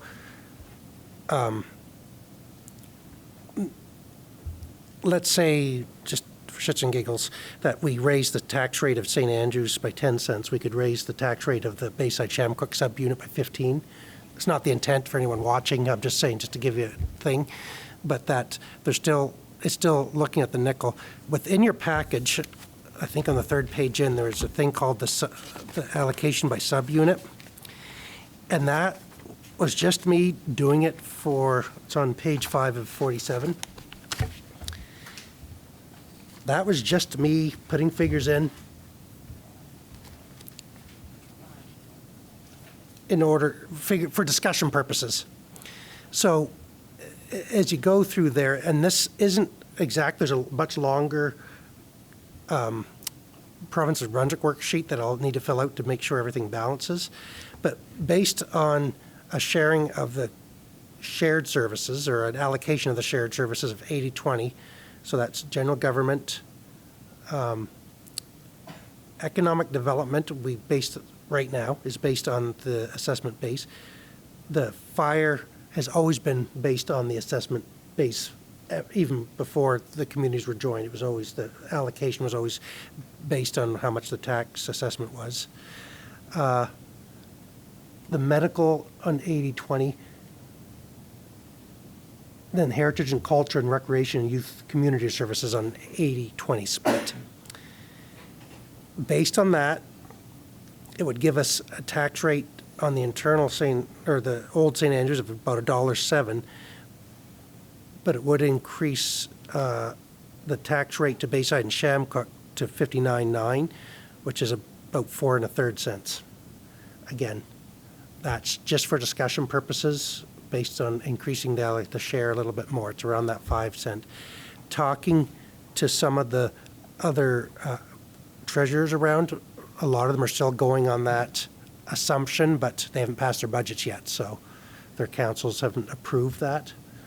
But that's what kind of the goal is in the long term, at least until the council says it isn't the goal. So I give it back to council to let me know your preference. All right. So I guess my first question would be, and you may not have an answer to this, but so based on last year is about 15% is what the LSDs, how does that compare to other communities across New Brunswick for last year? Is that a standard? Are we on the low side or are we on the high side? I want to say we're on the low side. I really don't know. St. Andrews is a little unique because the tax base of the original municipality is still a significant portion of the total assessment, where places like Eastern Charlotte, where the original municipalities are way less than 50% of the combined new assessments. So we're skewed a little bit. I can call around in the morning and see if I can find out how many more are like that, if they even figured it out last year. Because if you remember, the facilitators came up with the tax rates last year, and I actually worked backwards. It was a really convoluted formula. I showed it to you early, where they came up with the rates and said that doesn't work, so we're just going to arbitrarily drop off X amount of dollars off the total sharing in order to make it work out to the nickel. And so I, as they say, reverse engineered everything to work out the 15%. So others may not be as easy to tell me or haven't done that math potentially. So my next question is related to your forecast in this. So we know police services potentially will go down. Yes. Is it safe to say that the reason that is going down is because Shamcook Bayside is switching over potentially to a one model for all of us? One price? Yes, in that specific, absolutely. Because so Shamcook Bayside technically is the one saving us that money because they were paying double what we were paying for half the population. To me, that is automatic money that Shamcook Bayside has saved almost themselves. Like it's a, and again, I know I'm just hear me out on this. Is they were paying double, and that is why their mill rate is projected to be higher than the town of St. Andrews when you do the model. But this is a direct savings as a result of them being part of our community. So I think that should almost give credit to them. Does that make sense? Like, because we would still be paying the same amount St. Andrews with or without them. It's just when they do the calculation and kind of convert us over to us, they realize, whoever calculated realized that they're paying a lot more. Is that safe to assume? Well, I guess between the two contracts, so they weren't paying twice as much in total dollars, but they were paying the same amount with half the population. Yes, or per capita. Or yeah, whatever so it was, per capita, they were paying twice as much. And so what they were able to do, so we get 3 officers under under the MPSA. They were paying about the equivalent of 3 officers, but now with the combined contract, they said, well, no, you only need 2 additional officers. So pre-amalgamation, we were paying for 6, but they've realized we only need 5 in this area. And so there is a saving of about 1 officer.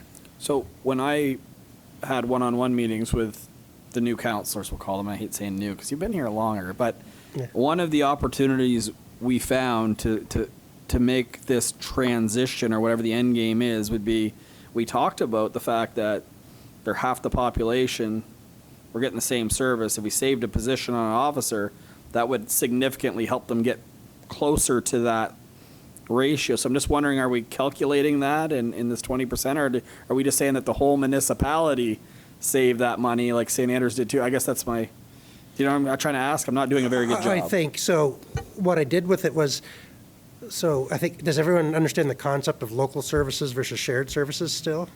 So for the first quarter, I calculated the policing as a local service, then everything after the 1st of April, when we're hopefully going to our new contract, is a shared service.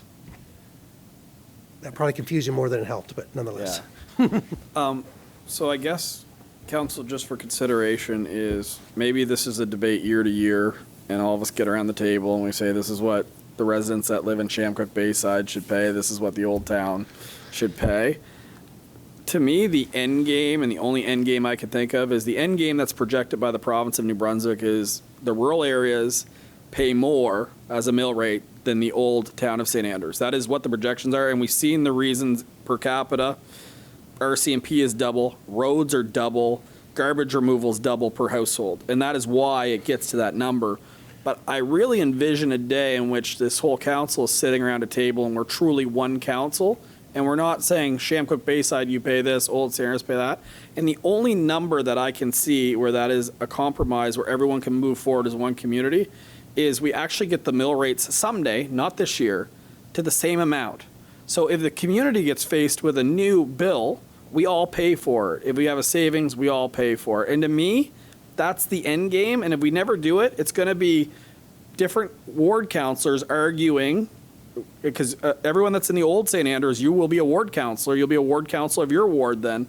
You'll be arguing over what to pay. That's the only end game I say, that once we're all the same level, then if we need 1 cent, we all get 1 cent. We need 2 cent savings, we all get 2 savings. That's the only path forward I can see where we don't.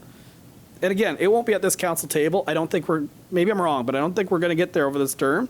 There'll be somebody else at this table, certainly in this chair, that will be, getting to that point. But I don't see another path forward other than it'll be always neighbor versus neighbor. That's just my thoughts on it. Again, I don't want to get there in year one. So just to be clear, I think that's the path forward, because to me, even though there's services that cost more, I don't see a world in which Shamcook Bayside should have a higher mill rate than the town of St. Andrews. I know assessments are higher in town. I know there's all those arguments, but the minute that we're all one and we're all the same is the minute that this stops. And I don't know if anyone sees it that way, or maybe they don't. I know no one wants to pay more, but that is a better model than what was cascaded to us by the province of New Brunswick. Councillor Ware. I'll just comment on it because I was in the meetings with the facilitator, and my recollection was it was either he was going to phase it in over 3 years or 4 years. I'd have to go back and look at my notes to be sure. And so, they played with the rates, but that was his rationale. And the police thing, we weren't getting any police services other than emergency 911 calls. So,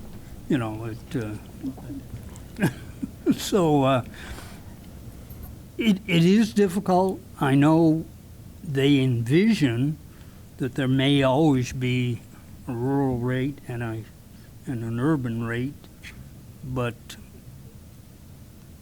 I would like to reach that utopia where the rates are the same. I don't know if it's possible or not. Probably not in my lifetime, but I'm old, so. It means a lot for you to say that, though, because to me that's the only path forward where we are one community. I really. And again, I know there's different services and things like that, but we do know that living in rural areas, there is increase in the cost because of, you see it in the numbers. But it means a lot to me that you'd actually say that. And I don't, like I said, I don't expect to necessarily get there in my time as mayor, but if everyone knew that, if I lived in a rural area and I saw the increases, I want to say, when does this stop? At least then you have an answer of when that stops, right? And it's better than the provincial model that's cascaded. It wouldn't be the LSDs paying 32%. It wouldn't be. It would be less. But it's a number that we could all, I think, live with and move ahead as one community. And again, sorry to keep repeating myself. Councillor Harlan. I guess I'm an eternal optimist, and I think that you will see it in your lifetime. I think that is the only path forward.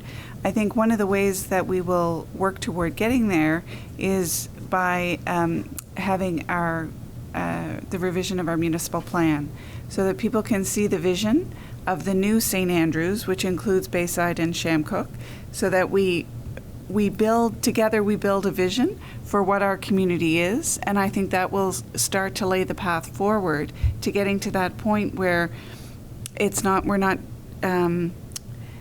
dickering about the mill rate. I hope that we might be able to get there before our terms end. I will remain hopeful that we can, because we will be working on our municipal plan, and I think that's where the real engagement comes in with our community members, both in the old St. Andrews and in the rural areas. And I am really looking forward to that process beginning. But I stay very hopeful, and I think that's the only path forward. Appreciate that. And I will say that when I was pretty vocal during the reform process, and I actually got accused by a government official as fear-mongering. I wasn't. Those are real challenges that we are facing right now. We see it in the numbers. The productive model by the province is significant increases for Shamcook Bayside. It's not something I grabbed out of the air. It's a fact. Councillor Ware.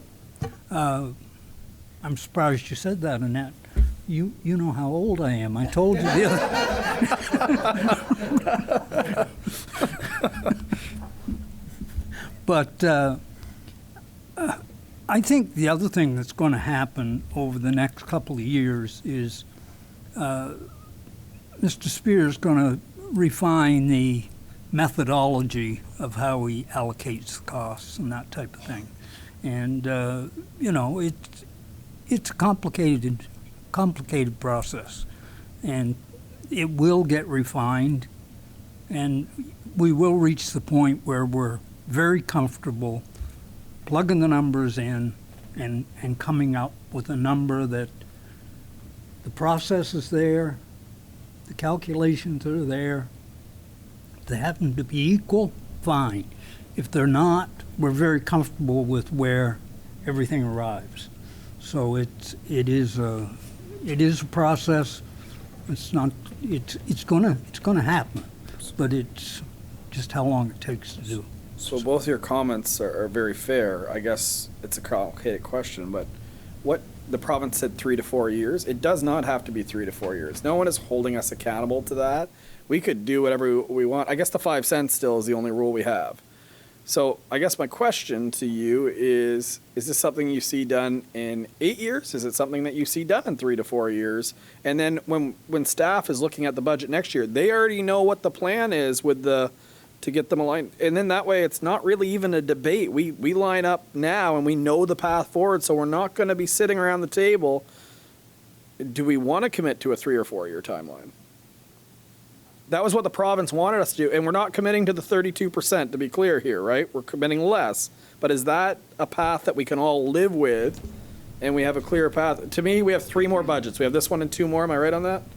Assuming that we don't have another pandemic. And we have 5 years. We passed one. The province passed one. This is Steve, your second budget with it. First up 4, so you have 3 more years. 3 more after this? You're scaring me, really. I talked to Christina about that then. We had full 4 years after the start of this January.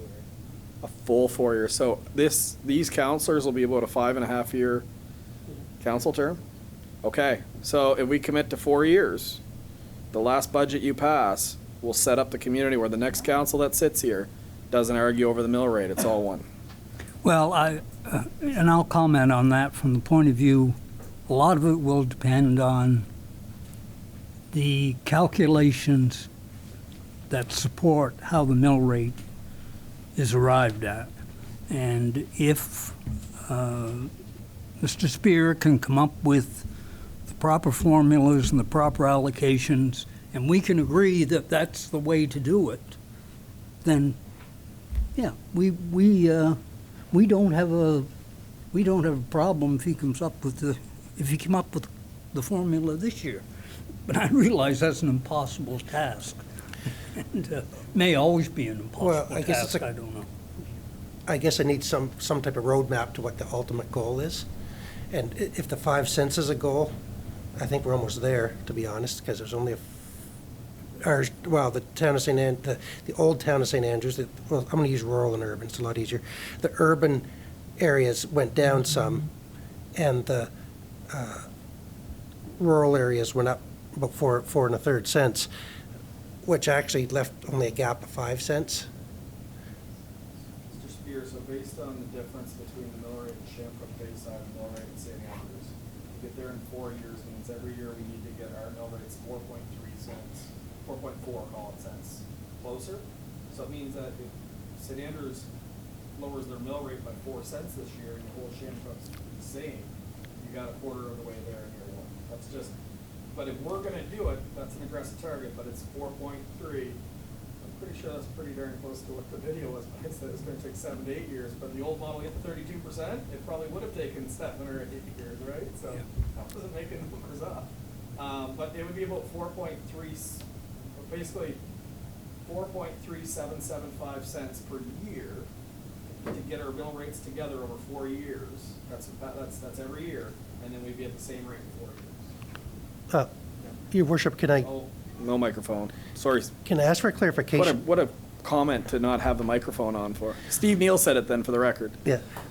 But for clarification, though, I think when I'm talking about the same rate, though, I think it has to include the provincial levy, that you don't come at the same mill rate and then realizing they have to add 41.5 cents on top. No, I'm talking, just to be clear, so I'm getting them at 96.77, right? Yeah. and we're at $1.14.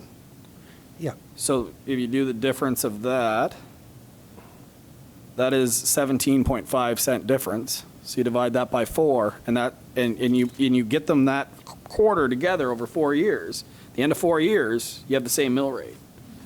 And ideally, because assessments are through the roof, you get there by not increasing Shamcook Bayside. You get there by decreasing the old municipality because assessments are so high. So the mill rate stays similar in Shamcook Bayside, but Sanders is getting that break since they're paying more.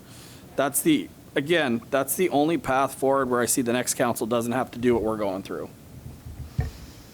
And that's aggressive. Maybe it's 8 years. Maybe we do 2.5 and it's over the next council gets elected to continue our path. I don't know. It doesn't have to be 4. But if you want to be the ones to get it there, that's a legacy thing. But it's aggressive. That's a lot. That's a lot. Like I'm putting myself, and we're not even calculating the fact that assessments are through the roof. So you add that on, it's compounded, and eventually St. Andrews, we're not going to be able to lower the mill rate. Ours might even have to go up. What does that mean for shit? So maybe it's an 8-year. I don't know. All I'm saying is I think that's the end game. We should set a timeline, and next year we don't even have to debate it. So question to you is 4.7 cents every year for the next 4 years aggressive? I kind of think it is. With assessments through the roof. I want to get there to say we're the council that got there, but I think it's really, really aggressive. And I'll comment on that from the point of view of assessments.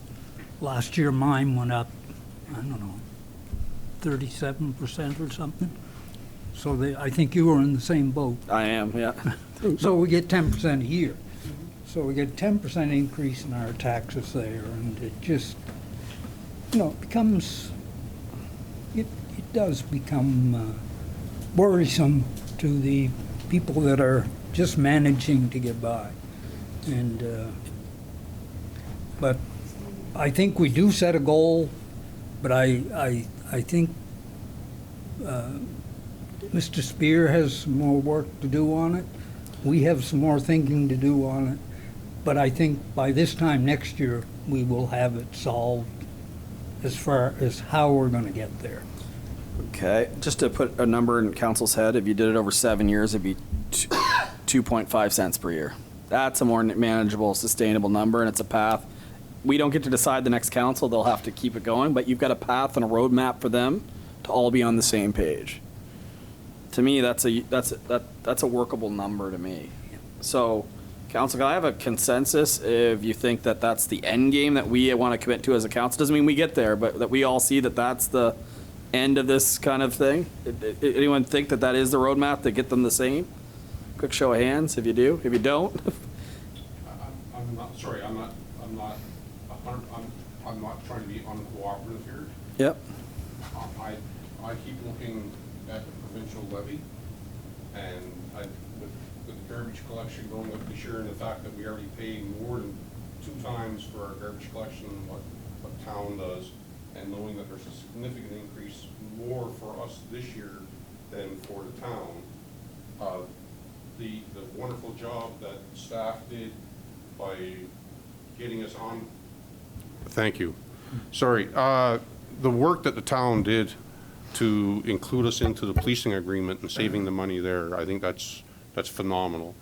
And I really hope that what we talked about earlier tonight in maybe going to the Rural Commission and trying to maybe see if we can get a garbage collection for this region, and if we can save a ton of money there, then rather than, like you said, raising tax rates, we can lower tax rates. And if we can get to that number by lowering them, because we get more fiscally responsible, because I'm sorry, I got a hard job to believe that it costs more than twice as much to collect garbage in Shamcook and Bayside than it does in town. I got a real hard job to believe that. We're still the same distance away from where we dump, and a length of a road is still a length of a road. So I got to believe that the town does a much better job negotiating their garbage collection than what the province negotiated our rate for collecting garbage. And I'm not trying to complain about the way that the province did things, but I really don't believe that the province had Shamcook's best interests in line when they negotiated our garbage rate. I believe we're paying way more than our fair share for that. No different than I think we're paying way more than our fair share for our road services, especially considering we have so few lane kilometers of road. And then for those of us who don't get those road services, that's even worse. So when we can get to a point where we can negotiate in better faith those contracts, so we're actually paying the real cost. Like in town, the townspeople pay the real cost for your road services. We're not in Shamcook. We're clearly subsidizing another region. And I really hope that there's some way that we can renegotiate those contracts to get those numbers closer to what we're paying for the services that we receive. I agree. Thank you. I agree 100%. I think the fact that they're paying double per capita doesn't make sense to me. I understand for roads, there's a lot more distance. There's a lot of reasons why it would be more for some of it, but double for garbage. I know they have to drive further between houses, but they still have to go all the way out to landfill. In order to get to St. Andrews, you have to go through most of Shamcook Bayside to get here. In this particular case, it's Bayside, but you have to drive through the entire length of Bayside to do garbage removal in our community and take it back. So I see what you're saying. I agree. But right now, those are the costs that we have, and until we renegotiate those, if we do, it is savings. To your point, the RCMP, hopefully, and it looks positive, is a real good indication. So, Council. Can I just say again, Yep. sorry, excuse me, Yep. but I do want to, acknowledge the fact that by negotiating that RCMP deal and saving us a significant amount of money with the first renegotiation, that's a wonderful start, and that's a really good job. Yeah, it is. Thank you for that. Council, so we don't necessarily have to. So I guess just consensus for, do you want a consensus on the different, what I'd say is, I think I guess what I'm hearing, tell me if I'm wrong, that Bayside and Shamcook, that tax zone is good for a 2-cent increase. If I can work that into the rate, I hate to use the numbers, but I can play with the other numbers to make it all fill in the sharing model. But at least I know what the final outcome, again, if it's around 2.5 cents, I'll do the sharing to reflect that, and I think the province will be out. What's that? Creative accounting. No. Well, let's see what council creative formulas. Let's see what that looks like, and then we'll talk about it next time. Do you agree on that? And then based on that, that'd be a projection if we did that kind of. But if you're lowering the Sayers Mill rate, that separates it even more and makes it closer together. Well, no, we're just to be clear though, if we're not increasing theirs, say for a nickel, just what I kind of had in that first thing, it means the urban areas won't go down as far as originally suggested. Okay. You got to meet somewhere. But the total revenue figure's the same. But that's one way or okay. other. The town will still go down a little bit, and Yeah. it gets it closer to that level of where we need to get to, and it's not as aggressive on Shamcook Bayside. Let's see what that looks like, Council, unless someone has opposed. I think that's what I'd like to see, and then see what it looks like for a number for St. Andrews, the old St. Andrews. And I really look forward to Council someday not doing this. But thank you for being open-minded. I will say it was really good to see the rural councillors, as it impacts them the most, be the most vocal. It's really good to hear from you, and it's really reassuring as someone has to moderate all this, to hear that you want to get to the same end game where we can just move on as one community. So, is there anything else for you? We have closed session, but is there anything else on that? Council, thank you so much. That was long. I think I'm good, Your Worship. Just, All right. Do you think that the meeting on 2 weeks or a week and a half? No. Are we going to meet this coming Tuesday again, or can we wait till the regular council session on the 22nd? I think we made the regular council session since you guys hammered it through, because you have a pretty solid draft to show us next time, right? I think we're there, and if we find on the 22nd there's still a little bit of disagreement, we can still bring it forward in the December. We could always call another meeting right there, Yeah. too, right? A special meeting if we have to hammer it through. Okay. That Thank you for saved having you that time off. potentially a Saturday and a Tuesday by doing that. Thank you, Council. So that takes care of the main item for the agenda. Closed session is going to be very, very quick. I'm pretty confident it is. I think I promised that before and never delivered, though. Question period. Anyone online have any questions? No one has emailed you. The audience, anyone there? They're good. Council, Deputy Mayor, you had Council- last night. No one has any comments? Council, I just need to comment that you've had consistently 8+ viewers on Facebook. It's probably us. It's 3 probably hours and us. 45 minutes. So just to let you know. All right. Thank you for anyone that is still watching this. So no council, deputy mayors, no mayor's comments. Could I have a motion to go to closed session? I need to know though what section it's under. Yeah, so council, I'll just do the motion. Council, at 10:14 PM, the Council of the Town of St. Andrews goes into closed session as per Local Governance Act, Section 68(1)C, information that can cause financial loss or gain to a person or a local government, or could jeopardize negotiations leading to an agreement or contract. Okay. Could I have a mover? Got Councilor Heenan, Councilor Bennett, all in favor of going to closed session? Thank you very much, CHCO, for being here for, Thank you, CHCO. what is that? Let's call it 4 hours? Thanks, almost? Luke, for staying so long.